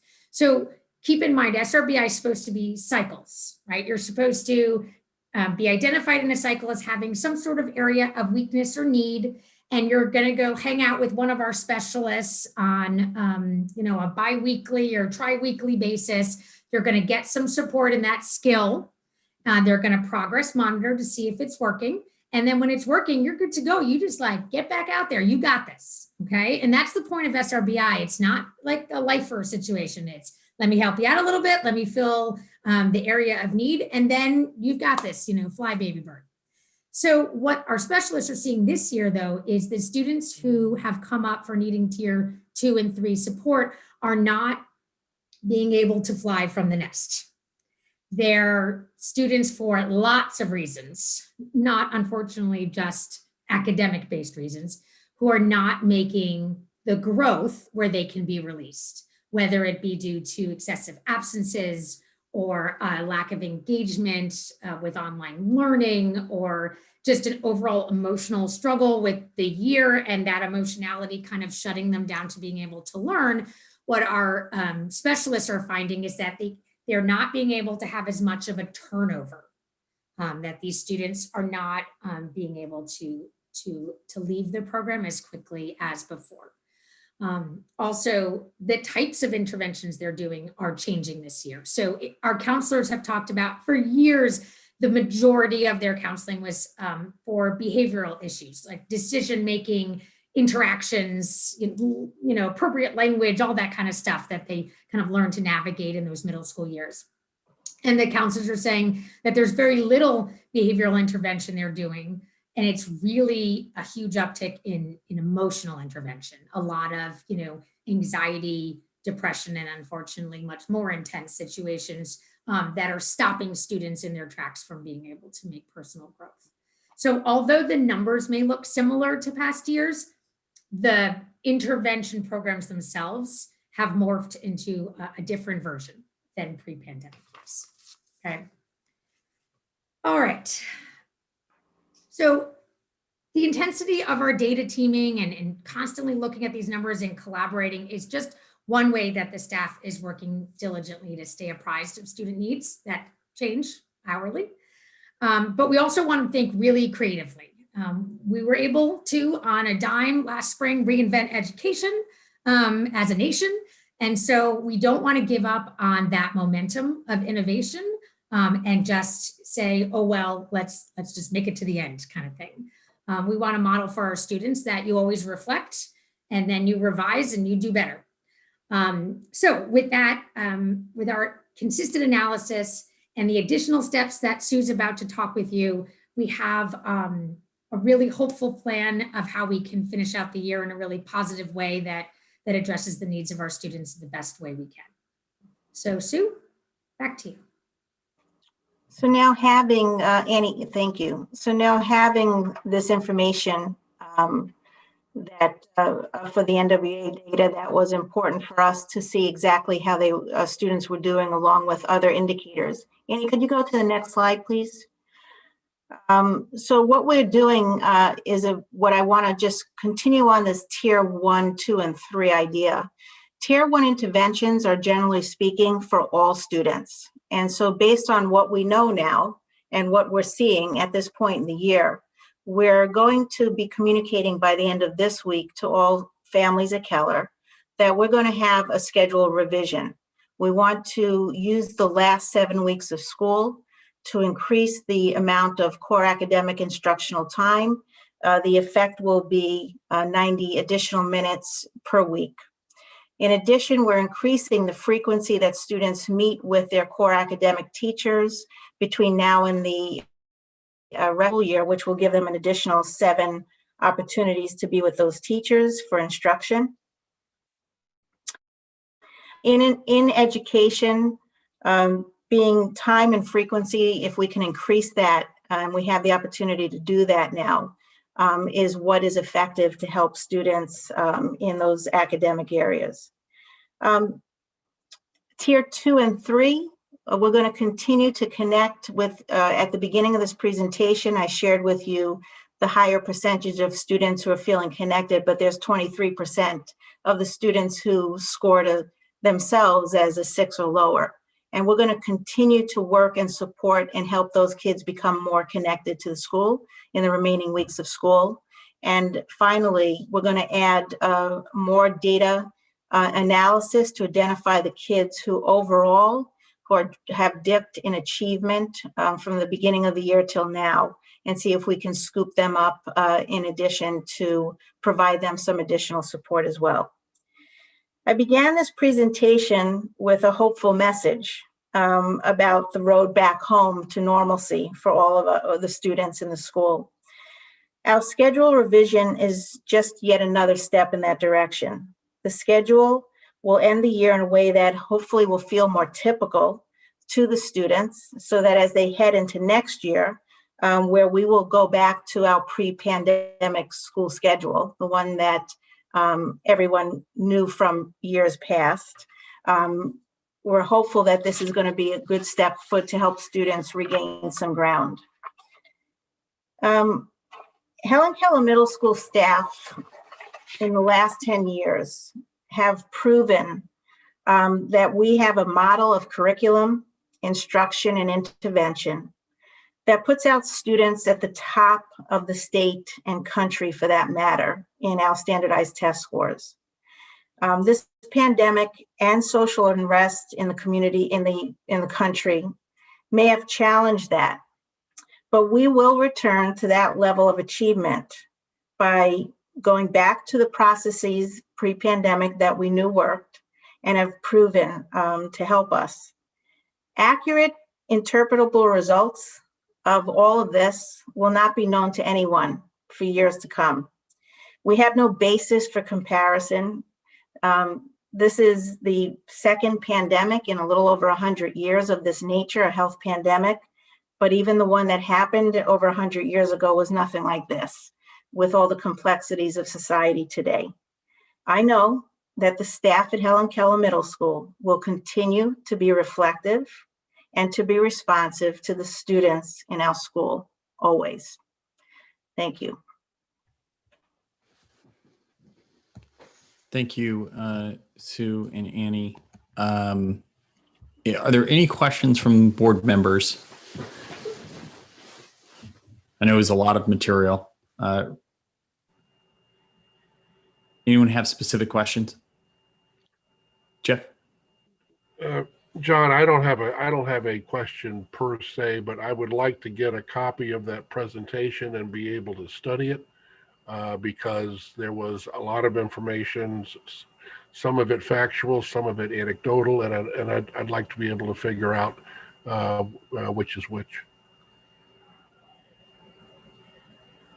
Any additional? Sure, I've got a couple of, I think questions. And again, going back, making some notes here as Annie and Sue were talking. The NWEA is a test that measures us against sort of the entire school population, right? Of the nation. Yes. And more locally, there is an indicator of locally as well. Okay. And local indicator is for our school and John Reed Middle School. So it's the 2 districts. Okay. The bar charts that Annie referenced there, national or local? Those were the cohorts themselves. So the bar charts on those were the actual cohorts for each of the administrations of the test. So it Right. didn't have, But when- but the percentiles are based on the national norms. Is that what you were asking? I think so. The 50 to 79, or the 75, the 70 to 100, whatever, that's national. Correct. Okay. So I guess very simply looking at that, it seems like we've fared worse than the nation. Is that your assessment or no? Can you explain more? Well, if and I'm doing this from memory, but if the fall of 2020 was 53 and the spring of 21 went to 45, then doesn't that imply, and I'm talking about the top category, the farthest category to the right, that would imply that we have less cohorts in that, but we're being measured against the rest of the country. No? So here's the only tricky part. So keep in mind the timing, the atypical timing. All right. So the norms that NWA uses for those spring numbers is based on the 32 weeks of instruction, which would bring us to the end of May. So the part of the dip is in representing the fact that our students took it in March, which is 22 weeks of instruction. That's measured now against their norms that are based on 32 weeks. What did the rest of the country do? The rest of the Depends on the school country gives district. it at all different times. There's no set data point given out by NWA about when their schools are taking it. Okay, so then I'm going to quit guessing and ask the question, I guess. How did we fare compared to what who we're being measured against? So Randy, let me jump in. So I think the easiest way to think about percentiles is that students are being judged, rated against themselves. So that those bar charts, if it says 32 kids in that one column, or 32 in that one column, that actually represents 32 of our students. And so what we're seeing is that the students at that highest quartile, that several of them who would have otherwise been scoring at that highest quartile, that some of those students regress back to that next tier. Yeah, no, I get that. I guess which quartile you're in is a function of how you score vis-a-vis your peers, no? Yes, you're correct. Okay. So if I go from the fourth quartile to the third quartile, and so that my fourth quartile bar chart line is lower than it was in the fall and the prior spring pre-pandemic, then aren't I being compared to my peers around the country? And therefore, aren't we doing, we're a great district. I get it. I'm not trying to pick on ourselves, but aren't we doing less well than our peers? Or am I missing something? I think You're doing less well than the peers in the top quartile. So there's it's not necessarily, you could look at other high performing schools like Helen Keller, like similar size, similar demographics, and say, was their learning loss, did they have a similar scope of learning loss in those specific quartiles where we saw a certain percentage of students fall from the top quartile to the third quartile? I think though, one thing that Annie is pointing out, which I think is important, is there's a large, when you take a test off kind of from the 32, instead of doing it the 32 weeks, we're doing it at, I don't remember, 20-ish weeks. 22. There's a larger margin of error in the RIT score, which is the score, the score that MAP uses to place students in one of those four quartiles. And so the reason you do this off kilter, right, is to try to figure out which students actually have suffered learning loss, so that you're then able to do what I think they're explaining, which is some sort of intervention before that learning loss becomes more permanent.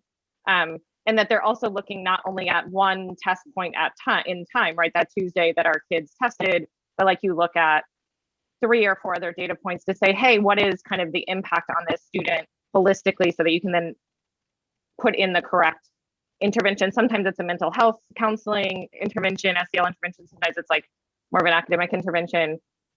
One question that I do have though that would kind of, I think, be helpful is just like understanding growth at this point.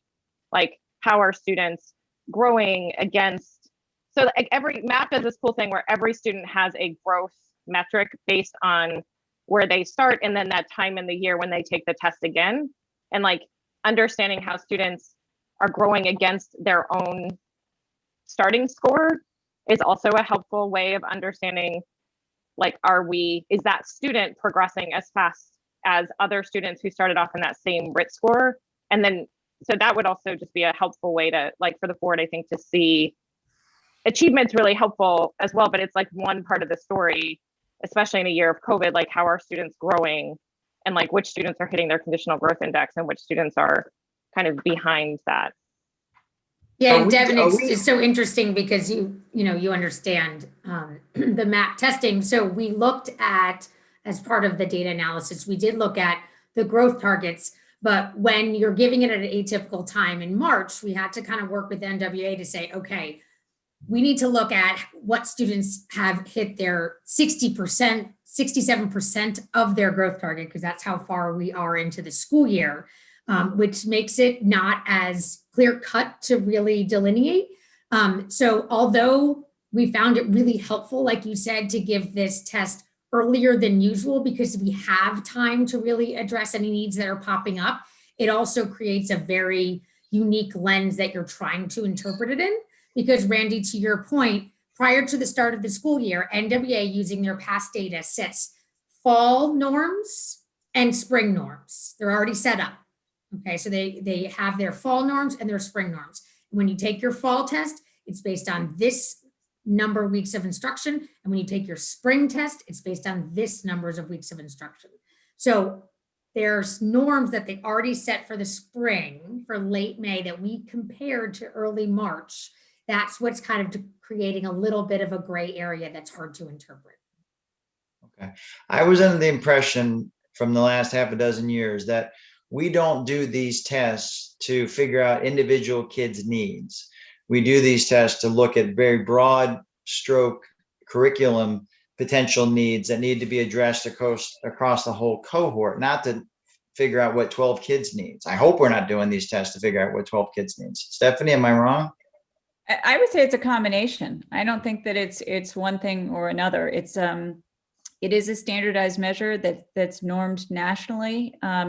To just chime in with what others were saying in terms of the non-standard administration and purpose, I think you could use this assessment in a number of different ways. And this is why, in part, we came to the board a couple of months ago to say we're very intentionally going to administer the assessment early so that we can intervene. So that is a slightly different purpose. We would typically administer the NWA MAP assessment in June. So then we're really not using it for intervention in that year. Then we're really looking more at growth. And that's when we would do the type of analysis that Devin was describing. And we would look not at the percentage of kids necessarily that met their growth target, but within bands of learners. So for students who might have been struggling at the start of the year, what type of growth did that group of students make compared, say, to the students who might have started the year already achieving above expected level? So that's a whole different type of analysis. And while we could do that by adjusting the growth targets, it wasn't necessarily the purpose of this administration. Okay, well, we talked about this in September and October and maybe November as well, but we've been operating, with one arm behind our back for hybrid and things like that. But when we went all in and we still maintained basically 30% less instruction time, I don't think this is surprising to anybody on the board, in spite of what we were sort of told last fall, in that things, were right where we thought we would be. But be that as it may, the results are what the results are, and we just need to, make the most of the next 7 weeks. I'm very interested to see the schedule. And if it's not returning back to a normal schedule that we had pre-pandemic, I'll take reasons why now, or we can do it at the next board meeting.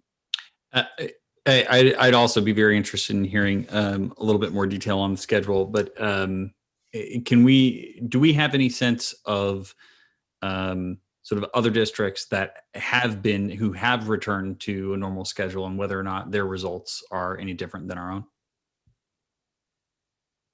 Well, sure. So we could talk about Reading. So the John Reed Middle School schedule was not adjusted significantly in terms of the contact time in core academic classes. They pulled their SEL time from another portion of their day that just doesn't exist in the Helen Keller schedule because of different programs that are in place in Reading compared to Easton. Their performance on the NWA assessment in some cases was stronger than Helen Keller, and in other cases was weaker.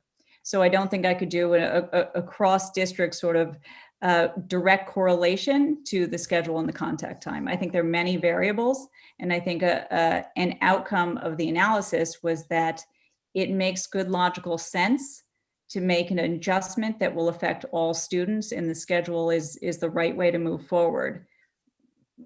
But it's without sort of we're not clearly saying this one thing alone is going to increase the academic achievement. Certainly, additional contact time will support kids in many different ways, and we expect that it will help our students to make gains.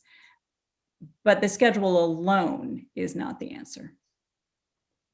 Well, I was hoping that by taking these tests and assessing where our kids are, that the last 7 weeks we would go back to as close to a regular schedule as is reasonably possible, with a focus on where we're short, what needs to be done, and that we would then go about the business of doing what needs to be done to try to. And I'm not expecting 7 weeks is going to be a cure for anything, but it would certainly start us on the right path to get our kids back to where they want to be, where the board wants them to be, and certainly where their parents want them to be. Yeah, and I think Randy's on the path that the first question that you were asking, Randy, is I think right in line with where my mind's at as well, is understanding. Okay, we have had learning loss. Is that sort of basically the same learning loss that we're seeing in other districts like ours, or have we seen significantly more learning loss than others? Yeah, that's my interpretation of the data, but you guys are the experts. I think we're missing a data point in order to actually make that assessment, because we have to know where they were and where they are now. And sure, and most districts have not administered this particular assessment yet. So we would typically administer this assessment in early June. And for the districts in our area that are similar to Easton, I would doubt that they've administered it yet, because people are beginning to administer the smarter balanced assessment, and we try not to have students engage in back-to-back assessments because of the fatigue factor that then plays a role in their performance. Don, is it okay if I chime in for a second? Please. Thank you, Jenny.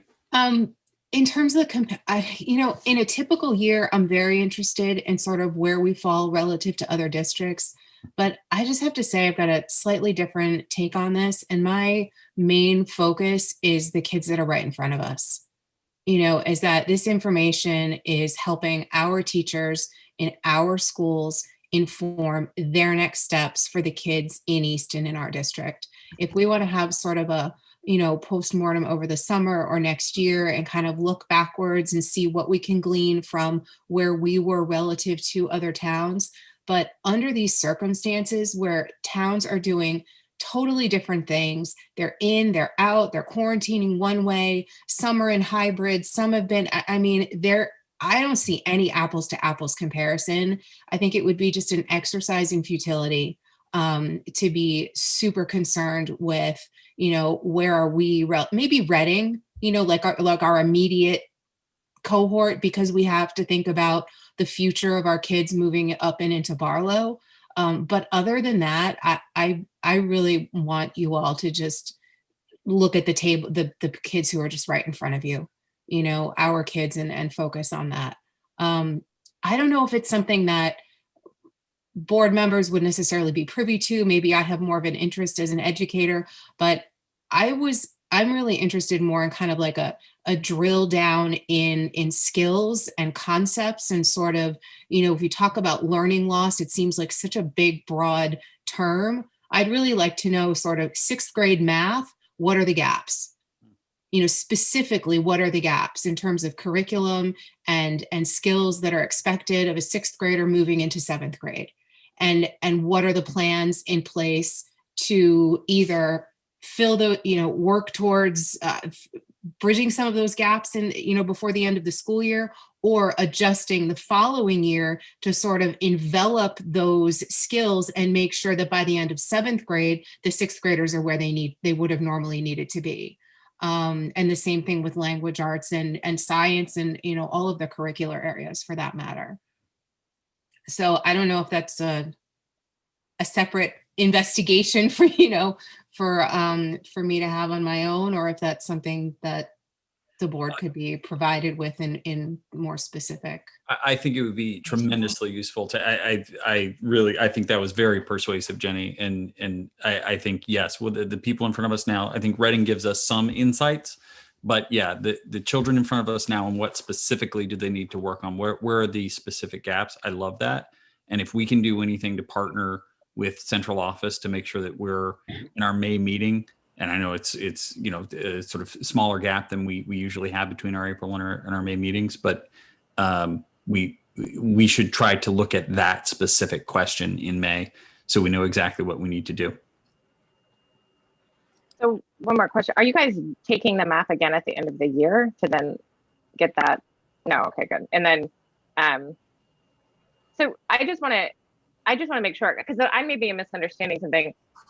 It sounds like you guys are doing some of what folks are saying.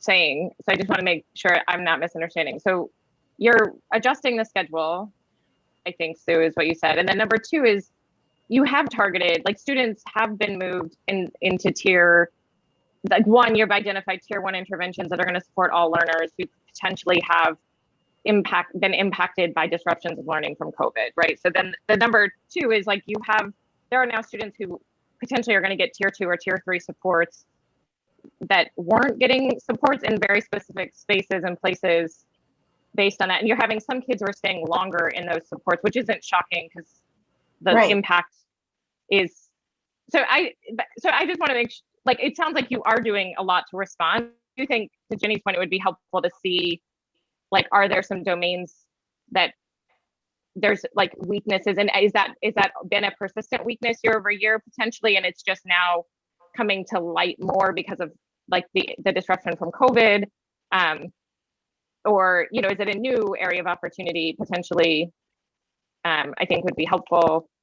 It is interesting to see the ILA scores and the impact on, you know, that higher quartile of kids, but so I think that would be definitely fair. But I do think you guys are doing a lot. I'm just, maybe did I summarize that correctly? Yes. Okay. So one other thing that I just wanted to throw out there, you'll remember back in the fall, we talked about the national study of NWEA scores that looked at how students were performing in the fall. So they looked at nationally what were all students doing and what was the impact of the learning loss from last spring. I think within the next couple of months, we'll get another study like that, looking at nationally how students are performing on NWEA to see if there are any trends. That was helpful for us in the fall, because it allowed us to look at how are our students, what are the domains that our students are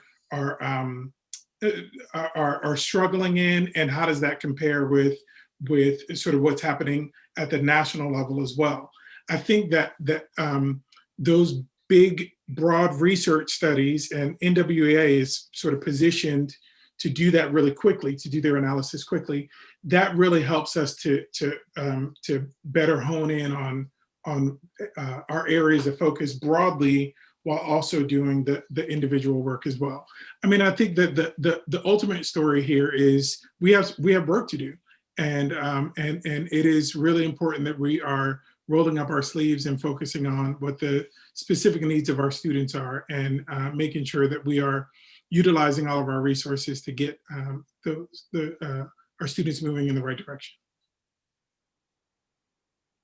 Just to follow up on what Devin said, I hope it didn't come across to make it sound at all like I did not think that you were taking those steps. I think I'm just more curious about the details of your findings as you're doing the work. Does that make more sense? Yes. No, you expressed yourself very clearly. Okay. Just want to make sure. So the parents should expect kind of by the end of this week. Is that what we're hearing? Schedule updates? We're going to start our new schedule, our revised, the change schedule, which adds academic time, on Monday. So I'm going to communicate, we'll communicate by the end of this week, what parents need to know to, especially for the cohort C parents, so that they know about the changes, and the teachers are changing the Zoom links for students who are at home. And I just, again, want to thank all the staff of Keller, because these shifts and changes in schedules are not easy, but it is necessary to do for the students. And so we're doing it. And I just know that I'm very appreciative of all the staff who've contributed to it and are working very hard every day. And I'm going to put you guys on the spot one last time. If we're not going back to the original schedule that we had a year and a half ago, can you tell folks why?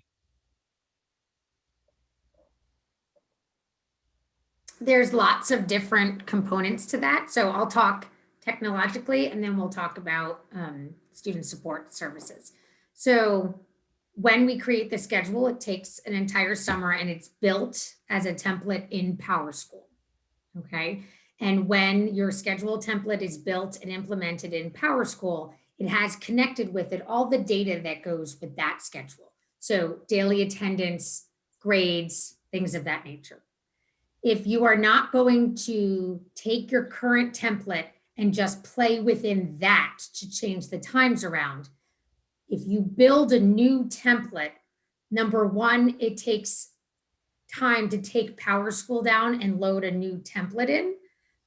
And then all of the data, grades, and attendance related to the previous templates get erased, like they get archived. So your end of year report cards are all misaligned. So things, you can't get that the year-long grade, right? Because the data now no longer exists on the same plane. Next, the configuration of the way FPAs are running is different than in past years. So it would then, to go back to the old schedule, would require a rescheduling of every single student. So we would need to go to every single student and create a brand new schedule, which involves also, we go over the summer and we're very careful about balancing classes, checking class sizes, checking gender balances, checking working combinations that have been recommended of students that work well together versus students that would distract each other. So the technical side of this is the schedule that we build over the summer, and the components that go into that take legitimately the entire summer. So you would have to take, there's not enough time to take PowerSchool down, recreate a schedule for every student, and get it back up within on a weekend. Does that make sense? Also, the risk of the date. No, I know it doesn't make sense, but I'm learning. So technologically, it makes your head explode to even to grasp this. The good part about what we're doing moving forward is that Green Day schedule we have on Wednesdays more closely aligns to what we had in the past, where there's every class every day, right? And because Green Day already exists as a template in PowerSchool, we're able to play around with the numbers, but still keep the format, right? Which the format it's more closely aligned with the pre-pandemic schedule. So like the simple answer of like, just do the last year's schedule, like it doesn't currently exist in PowerSchool as a template for this school year, and it messes up with the data. Then the final analysis we had to do, which just like made our eyes cross, is we had to go through and look at every single student's IEP. And like Jen Del Conte said with Carrot DiBartolo, we looked at the amount of weekly minutes required for all IEP services. And then we looked at lots of different schedule revision ideas and combinations and days and colors and all this. And we looked at them for the impact to IEP services. And okay, this configuration actually 40 out of the 45 IEPs drop by at least an hour of minutes. We would then need to reconvene PPTs and get amendments made, and right. So that would take more time before we could start a new schedule, right? And so what we tried to do is balance trying to get as close to last year's schedule with also being mindful of trying to do this as quickly as possible because we only have 7 weeks left of school. And so where was that middle ground that got us as close to the number of instructional minutes that we had in the past, even though it might look slightly different than pre-pandemic schedule? Does that make sense? I mean, it sort of does. I mean, I don't know the inner workings of PowerSchool, but it seems terribly inflexible. But I understand everything you said. The practice of it, you guys have to work with, and it does make your hair hurt. One last question: are we going to like 5 days a week of core subjects, or are we still on the sort of the 2 days of math and 3 days of that type of thing? Or so, like I said before, in weighing all the different versions, especially related to the steps it would take to do a turnaround of it, and wanting to start Monday, we did, instead of the 1 day of Green Day, which is more closely aligned with our last year's schedule, we're doing 3. So 3 days out of the week will be more aligned to last year's schedule, keeping some, but not all of the original blue and yellow day idea. We've shortened the passing time on those days. We've shortened that dismissal time and arrival time. So we've still tweaked those schedules to increase instructional time. But some of that support that was being offered in that morning out, it was like dropping to all green days was a harder hit on IEPs, and hence would have delayed the changeover because we would have had to convene PPTs to make sure we were really on the up and up and doing the right thing for everybody. Okay. So we've gone from 1 green day to 3 green days in our proposal. All right. I mean, it's, at some point, I mean, we'll see when it comes out. My recollection was we had about 215 minutes of instruction time for our core subjects, right? 43 minutes times 5. Yep. So that to me is the benchmark, and we'll see how we go as you guys make the adjustment. So we appreciate your work. I can answer your question, Randy, about the minutes that you just quoted. This revised schedule will bring that number up to 201, which is 14 minutes shy of last year. Okay, thank you. You're welcome. And so those 3 green days, is that Wednesday, Thursday, Friday? Is that okay? And so, I'm trying to be mindful of teachers who need to, sub plans and lesson planning that essentially gives them, I mean, basically their days are very similar Monday, very similar Tuesday, very similar Wednesday of next week. It's not until Thursday of next week that there's a significant change to what they, is not the case? So Monday, all the time, the times on Monday and Tuesday are going to be slightly adjusted. Right, but not a significant change, right? Correct, okay. But nonetheless, it still requires work. Sure. And then the Wednesday, Thursday, Friday new schedule is a lot of time adjustments, and again, more work to prepare for it. So they're working super, super hard, everyone. Of course. Yeah, and I'm not trying to minimize it. I'm just trying to see, like, is this a reasonable thing that we're doing in terms of asking for our teachers to sort of prepare for that. And it seems like it's a relatively minor changes, still work, but minor changes Monday, Tuesday. Wednesday is what Wednesday always was. and then Thursday is the first place where there's a pretty sizable change. Yeah, and it's a little unique in the FPA courses because we've had to reconfigure when they're meeting with students. In certain classes, they're going to be able to see for that longer block of time, whereas other classes they will never see for the longer block. So just thinking as a PE teacher, it's okay, I've got lots of time, this one cohort of kids every week, and I can get them outside and I can have longer games and interactions. And this other cohort, I'm going to see roughly the same amount of time, but it's broken up into these two smaller sections.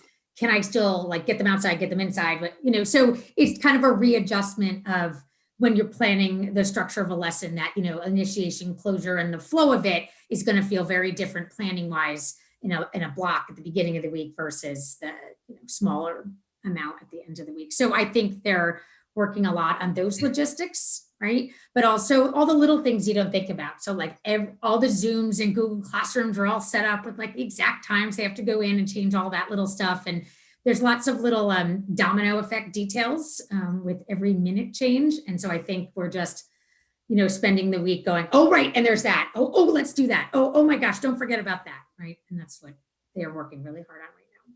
Okay. Well, I lied. One last question. When you guys look at the curriculum through the balance of the year, and you know, on a normal year, a good year, you get through 95% of it, or 105% of it, or 92%. Where do we think we'll end up? And Kim's been left out of this fun conversation, but where do you all think the buildings will be by June 15th or thereabouts, as far as sort of getting through our curriculum by grade for the year? So the state sent out guidance in the fall to prioritize our standards. So rather than attempting to sort of march through the typical pacing of the year and just not get to everything, every unit of study in the core subject, core subjects, 2 of the core subjects, math and ILA, were given a priority focus. So the state made very specific recommendations of focus on this, don't teach this, et cetera. And that will allow us to spiral the curriculum next year so that we'll know the area of focus, and then also do our own data analysis at the end of the year to determine how things might need to be adjusted next year. So again, we're still moving forward. It's not as if we're going to begin next fall teaching things that weren't taught this spring. Right. We'll move forward and know that certainly there might be some need to provide greater attention in some areas. Okay, terrific. Thank you all. Very good. Hope we are good to move forward. All right, that takes us to 5F. Thank you, Annie and Sue, for all your work on that, and Stephanie as well. 5F, board committee reports. Make sure that anything from transportation, anything from food services. No? Okay. Nothing from them. All right, thank you. That takes us to 6, discussion of possible action. We start with 6A, superintendent's recommendation for non-renewals. This is a typical line item in the agenda each April, where we are given recommendations from Dr. Harrison determining contract employment for teachers. I have a draft motion that I think is right, and I think the chair will entertain a motion that the Easton Board of Education determine that the contract of employment for the following teacher be terminated effective June 30th, 2021 due to reduction in force. The teacher being named Sarah Tenke. The superintendent of schools is directed to advise such person in writing of this action. Just the rough background there, Sarah Tenke was hired as a long-term substitute for the year at SSES, and the teacher for whom she was covering is expected to return for the 2021-2022 school year. So moved. Thank you, Randy. Second. Thank you, Jeff. Any discussion? Yes, Dr. Harrison. John, I just wanted to add one thing, board members, I know that all of you know this, but I just want to say it for the public, that this recommendation for non-renewal has nothing to do with performance, but is just about a reduction in force. Thank you, Dr. Harrison. Can I offer something? Please. She's extraordinary. She is just the most gifted, talented, dedicated, passionate, and brilliant kindergarten teacher. That's all I want to say. Thank you, Ken. Wonderful. Thank you very much. Any additional discussion? All right, very good. We'll call the question. We'll look for a show of hands. I see everybody on camera. All in favor? Yep. I see Jeff, I see Randy, Gretchen, Jenny, Devin, and myself all voting in the affirmative. The motion passes. That takes us to 6B. The Easton Educator and Easton Administrator Association proposed VERIP agreement. Dr. Harrison, I think you were going to tee this one up. Yes, so the Easton Board of Education and the Easton Education Association, the EEA, and the Administrators Association, EIAA, that we have a draft voluntary early retirement incentive plan for both of those bargaining unit employees. The plan is for any teacher or administrator who, the terms of the plan is that any teacher or administrator wishing to participate in the VERIP, that they must have a delivered and signed letter of retirement to my office no later than 4:30 p.m. on Friday, April 30th. And the employees who elect to retire effective June 30th, 2021 under this VERIP, they'll be entitled to receive a total sum of $51,000 payable in 3 annual payments of $17,000 each. And the last term of the VERIP, that's important to note, should it be passed tonight, is that it requires a minimum of 5 employees between the 2 unions to elect to retire in order for the VERIP to go forward. Just as a quick note, thanks to both of the associations, the Teacher Association and the Administrator Association, for working with the board, and in particular, thanks to Vicki, who did a lot of work behind the scenes with both bargaining units to come up with a plan and lay out terms that we thought would be favorable. As you all know, that these early retirement incentives really create breakage. We talk a lot about breakage in the last couple of meetings, but it really does allow us to find a significant amount of savings in the budget. I feel like this is now the 3rd time that I've introduced a VERIP to a Board of Education. And every time I always want to make a point in saying how much we value our veteran teachers, and that this, the offering is by no means a slight of the wealth of knowledge that they bring from their experience into the district, but it really allows us to realize some financial savings, and then also continue to build capacity among our teaching force over time. Thank you, Dr. Harrison. Any questions for Dr. Harrison? Hi, Daddy. Okay. Connected. The chair will look for a motion to approve and direct the chair to sign the VERIP agreement that was presented in draft form to members of the board. So moved. Thank you, Jeff. I'll second. Thank you, Randy. Any discussion? Okay. Yes, Jenny. Hold on. I wanted to thank Dr. Harrison for saying that. I don't love the tone or the concept of, early retirement incentives. I think it can really be taken the wrong way. And what kind of gave me peace about supporting it was just to think about how absolutely exhausting and trying these last couple of years have been. And if it possibly offers the opportunity for some peace of mind in making a decision to come to the close of a long career for someone who may be sort of hanging on. If it gives that kind of an opportunity to somebody who's just been working so hard for so long, then I think it would be worth it. Thank you, Jenny. All right, hearing no additional questions or comments, we'll call the question. Look for a show of hands. I see everybody on screen here. So I see Jeff, I see Randy, Devin, Jenny, Gretchen, and myself all in favor. It passes unanimously. I will sign the agreement. Very good. That takes us to 6C, summer programming. So I'll give Dr. Pearson-Ugal an opportunity to speak briefly here, but a little bit of context. So we were actually hoping to have an agreement back from the Easton Educators Association as well on this item to sort of dictate some of the terms.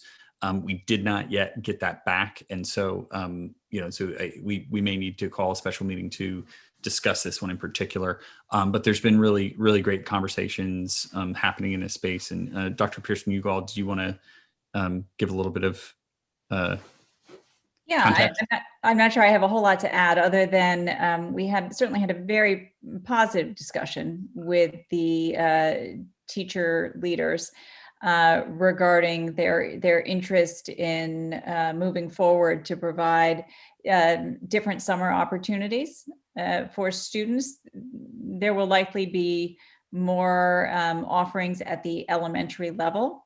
And it might be just a handful of ideas as a start, but we're pleased that there's some positive energy and interest in creating opportunities for our students to participate in enrichment opportunities. So completely optional, some with more of an academic focus than others. It could be anything from scrapbooking to robotics to a book club. So I think that there are a lot of possibilities, and I look forward to how this will unfold in the next couple of weeks. I know that teachers are generating their ideas and beginning to craft the descriptions, and I've gotten a couple of notes from parents asking, when can we expect to see the offerings? And we do hope that we can get that completed in the next week or so. Okay. Any questions for Stephanie?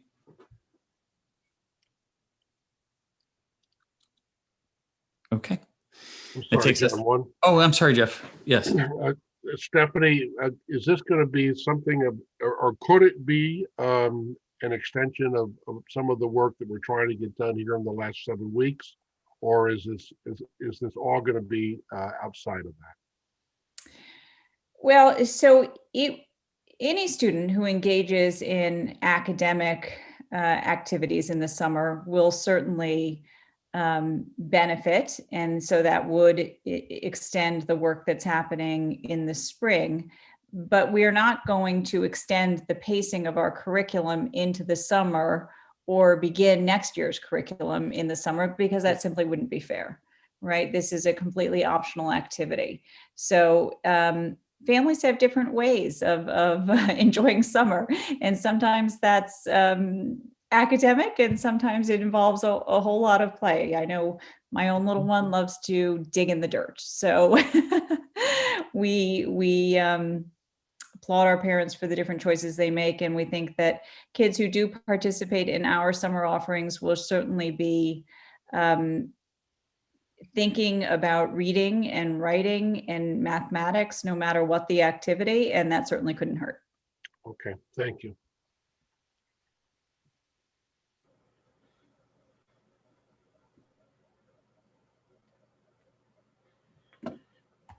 Thank you, Dr. Pearson-Ugal. Okay. That takes us to 6D, reconciliation of the approved budget. So in our last conversation, we spent a lot of time brainstorming and talking about the sort of various ways in which we might sort of come to the place where, sort of we started and where the Board of Finance sort of ended up.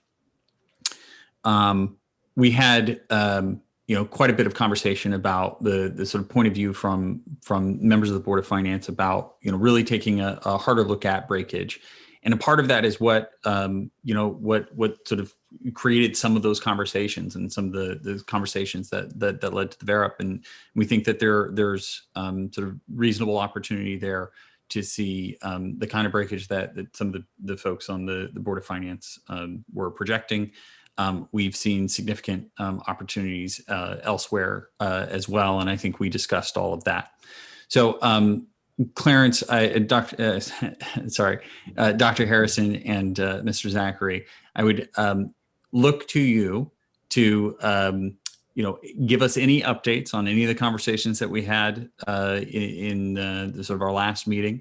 Has anything changed there? Have we seen any additional breakage or any information that would lead us to move away from the direction that we were heading, which was largely in support of the programs and positions that we had proposed, and not actually cutting any of those? So, John, I will say that we haven't, since the last meeting, we haven't had any new resignations or anything like that that would cause us to expect any additional savings that we hadn't anticipated, other than the VARUP, which was just approved. I took all of the recommendations from the last meeting and just put them on 2 slides. If I could just share the, it's just a good reminder of where we left off.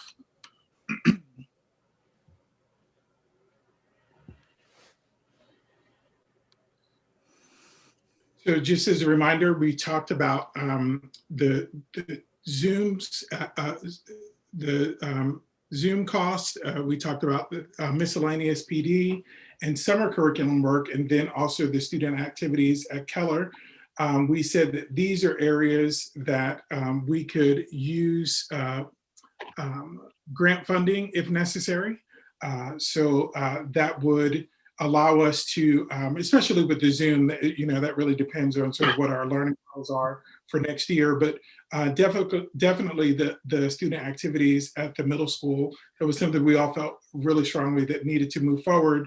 But we have some flexibility with those, with the grant funding. And we have the caveat of if necessary. So if we, these were dollars that, if, for instance, we realize additional savings from the VARUP, then we wouldn't necessarily have to shift student activities over to the grant funding. And so, but it does allow us that flexibility. The second level is we have the PE para. And again, we looked at some bigger pieces from curriculum work. Clarence identified specific function and object codes for the dollar amounts that we discussed. We created new line items underneath the plug number for excess cost reimbursement for the contractual breakage.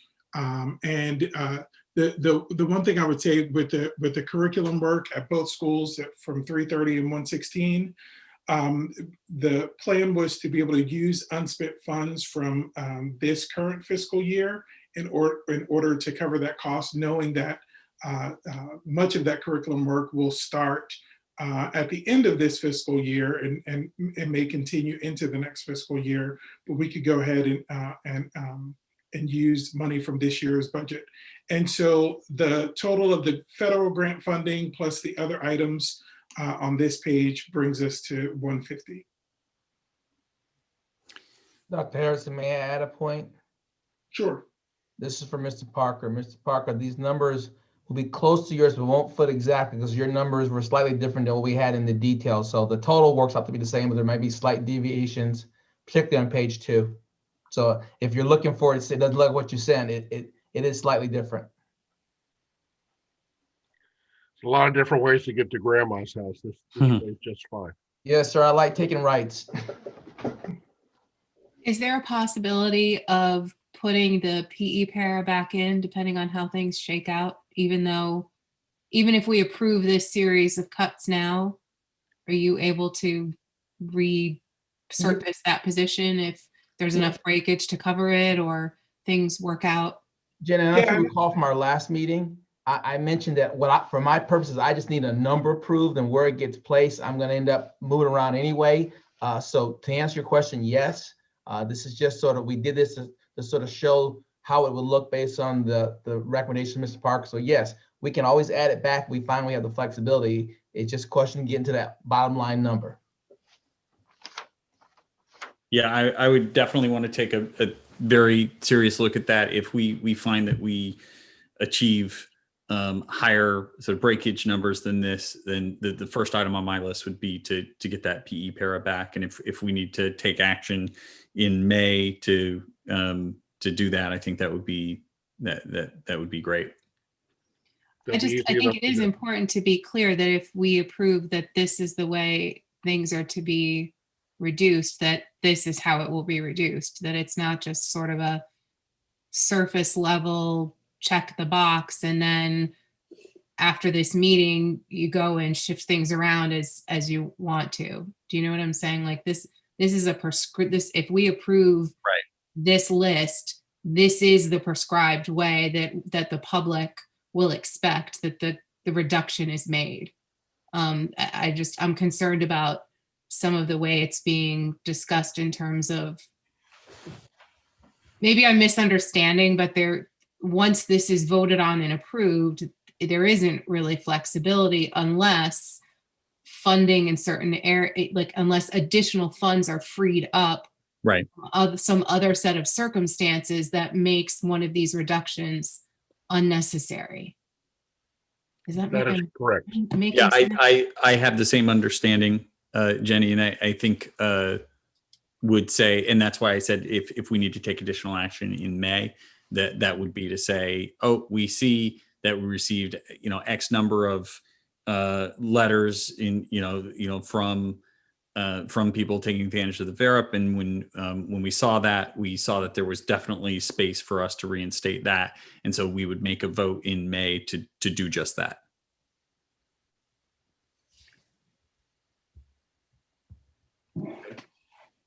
And just as in connection to that, I mean, I think that would be a really simple adjustment, because even though we're talking about it as a cut, it's not like there's someone sitting in that position that we have to cut and then try to restore.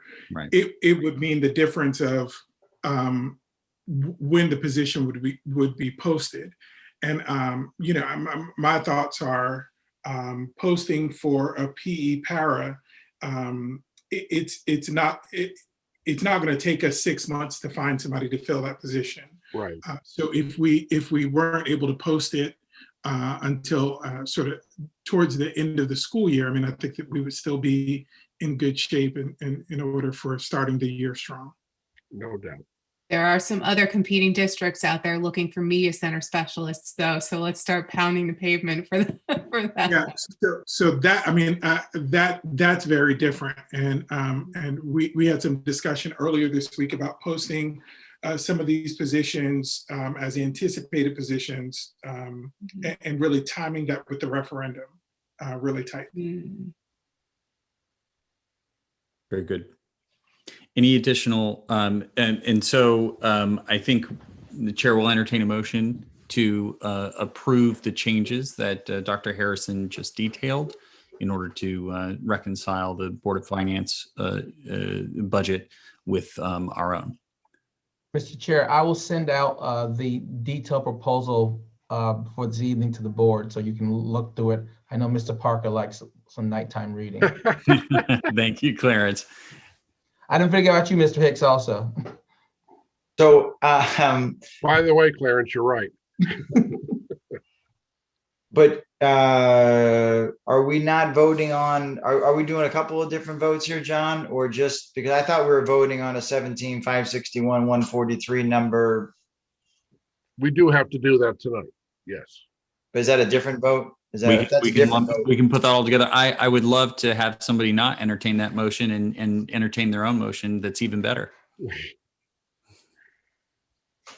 Okay, I'll make a motion that we accept the changes noted in Dr. Harrison and Mr. Zachary's presentation, and that the board approve a annual expenditure for the 21-22 school year of $17,561,143. So moved. I think you're seconding, Jeff. Your number's off. All right. It is? Can I show my screen? So I want to make sure you have the right number. You're off by a few dollars. All right. Well, that's what they voted on at the Board of Finance, but Yeah, that is what they voted on. They reduced our instructions were reduced by 150. So I'm showing a number of hold up. 17,561,147. That's the number I have as well. that's not what they said, but I'll take whatever you guys want to do. I had the same number as you did, Clarence, the 147, but I'm pretty sure they said 143, but I don't recall them saying actually, I just recall them saying reduced by 150. Yeah. Okay. So are we talking about $3? Yes, sir. You're talking about $3. And I said I wasn't going to have this conversation about. Randy, didn't you and I go back and forth about this already once before? Well, Clarence is $4. Clarence is right. The 147, well, see, it's the 17,711,143 is what they reduced by the 150, I thought. I'm looking at John's pitch here. John, do you have your pitch up? I do. If you go to page 4, your proposed was 17,711,143, and if you back out 150, right, is that 17,561,143? Yes, sir. Then that tells me that there was something, because when we went into our system actually and took out 150, we come out to 147. Yeah, I think and it should be 43.43, right? Yeah, 43 cents. Yeah. Yep. Yeah, so I think that, and I think we're going to approve that number. Well, I'm going to recommend Jeff make up the difference, but I'm good either way. I agree. Consider it done. Add that to the motion. Okay. So Randy, do you want to give it a go? No. No. So I recommend we approve the amended budget as presented by Dr. Harrison and Mr. Zachary of $17,561,143.43. Jeff, are you seconding? I do. Very good. Any discussion? I just want to make absolutely sure, as a clarification, that the intention is not to shortchange curriculum and professional development. It's to use alternative sources of funding to make those things happen. Mm-hmm. That's right. That's why COVID hasn't given us many benefits, but it certainly generated some federal dollars that are going to help us out for next year. Right. Clarence, is there any kind of a misstep between Region 9, Reading, and us in terms of the total dollar amount?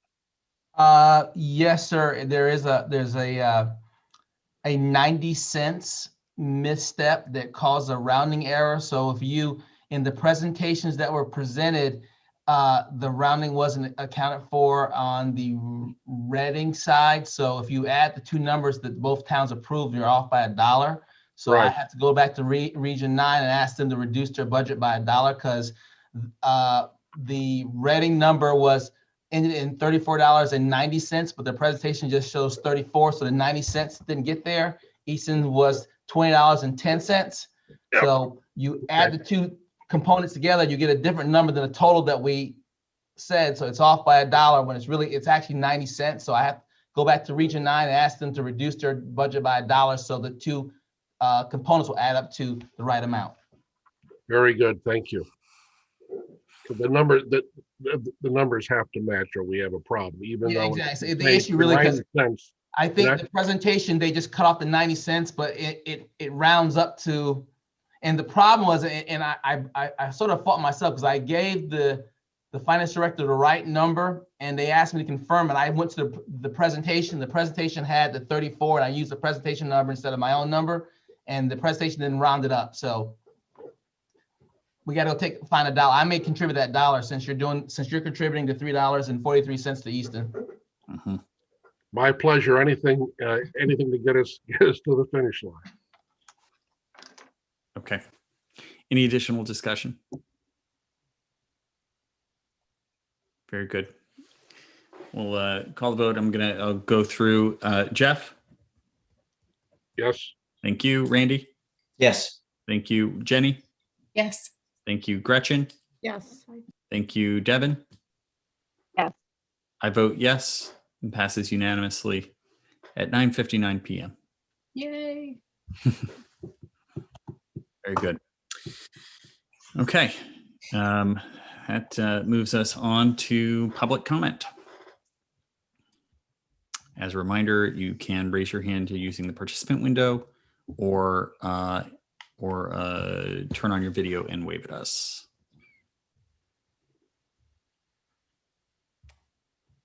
I see Allison Bono. I do as well. Okay. Allison, you should be able to unmute now. Hi there. Hello. I have a couple comments and a couple questions. I hope I can get the answers to some of the questions. I had thought that the NWEA scores that the parents received for the district level included, or that number included Easton plus Reading. I don't know if that's true or not, but if it did, then I was wondering why we don't really compare versus Reading. I think I heard Dr. Ugel say there's too many differences to really compare it. Yet I thought that number was baked into the district level that the parents received. So I guess that's an outstanding question if anybody would like to answer that for me. Also, I'm happy to see that the schedule and Helen Keller is going to be updated with more instruction time. I've been a vocal proponent of more instruction time and raised this back in October or November. And at that time, I think I calculated 8 hours per subject level of less instruction time just at that time alone. So I don't think it's a surprise that we're seeing the scores that we're seeing. I would like to get, I was wondering if the public could get all copies that, that's looked at on these Board of Ed meetings as well, those decks. I don't know if they're on the Board of Ed website, et cetera, but it would be helpful to the parents. Also, just staying with that presentation, I think that there was a note there that said they're going to be doing something for the kids that fell from the top 75 to 100 level into the middle level. And I was wondering, how will parents get more detail on that? Is that something that those parents that have kids like that will get notification on? I think I already had asked some of the administrators and they had already said the parents were already all contacted if the children were getting any different instruction. And also, I'm concerned about the kids that stayed in that top level and didn't lose any knowledge. I hope we're not going to water down the curriculum more next year. That's still a big number of kids in that high tier level. So I hope we do something for them as well and not just say, okay, we're going to make changes across the board. So I do worry about them. I think those are my main comments. The other comment I'll make, and I think I heard it also here, we talk a lot, or I heard a lot about scheduling and how difficult it is in Power School, et cetera. And I would hope that we could find some way around that. If we think it's better to do a schedule a different way, just because we're married to a system that is not flexible, that we would do the right thing and find a way. Paper grades, whatever. I think it's important that we do the right thing and not, you know, worry about a system. Thank you. Thank you.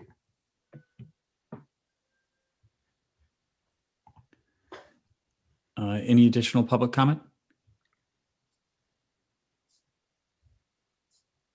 Okay, hearing none.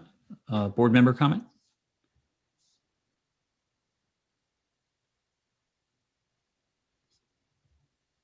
Okay. Hearing none, we'll entertain a motion to adjourn. So moved. Thank you, Randy. We have a second. Thank you, Jenny. Jenny. And all in favor? Unanimously adjourned at 10:04 p.m.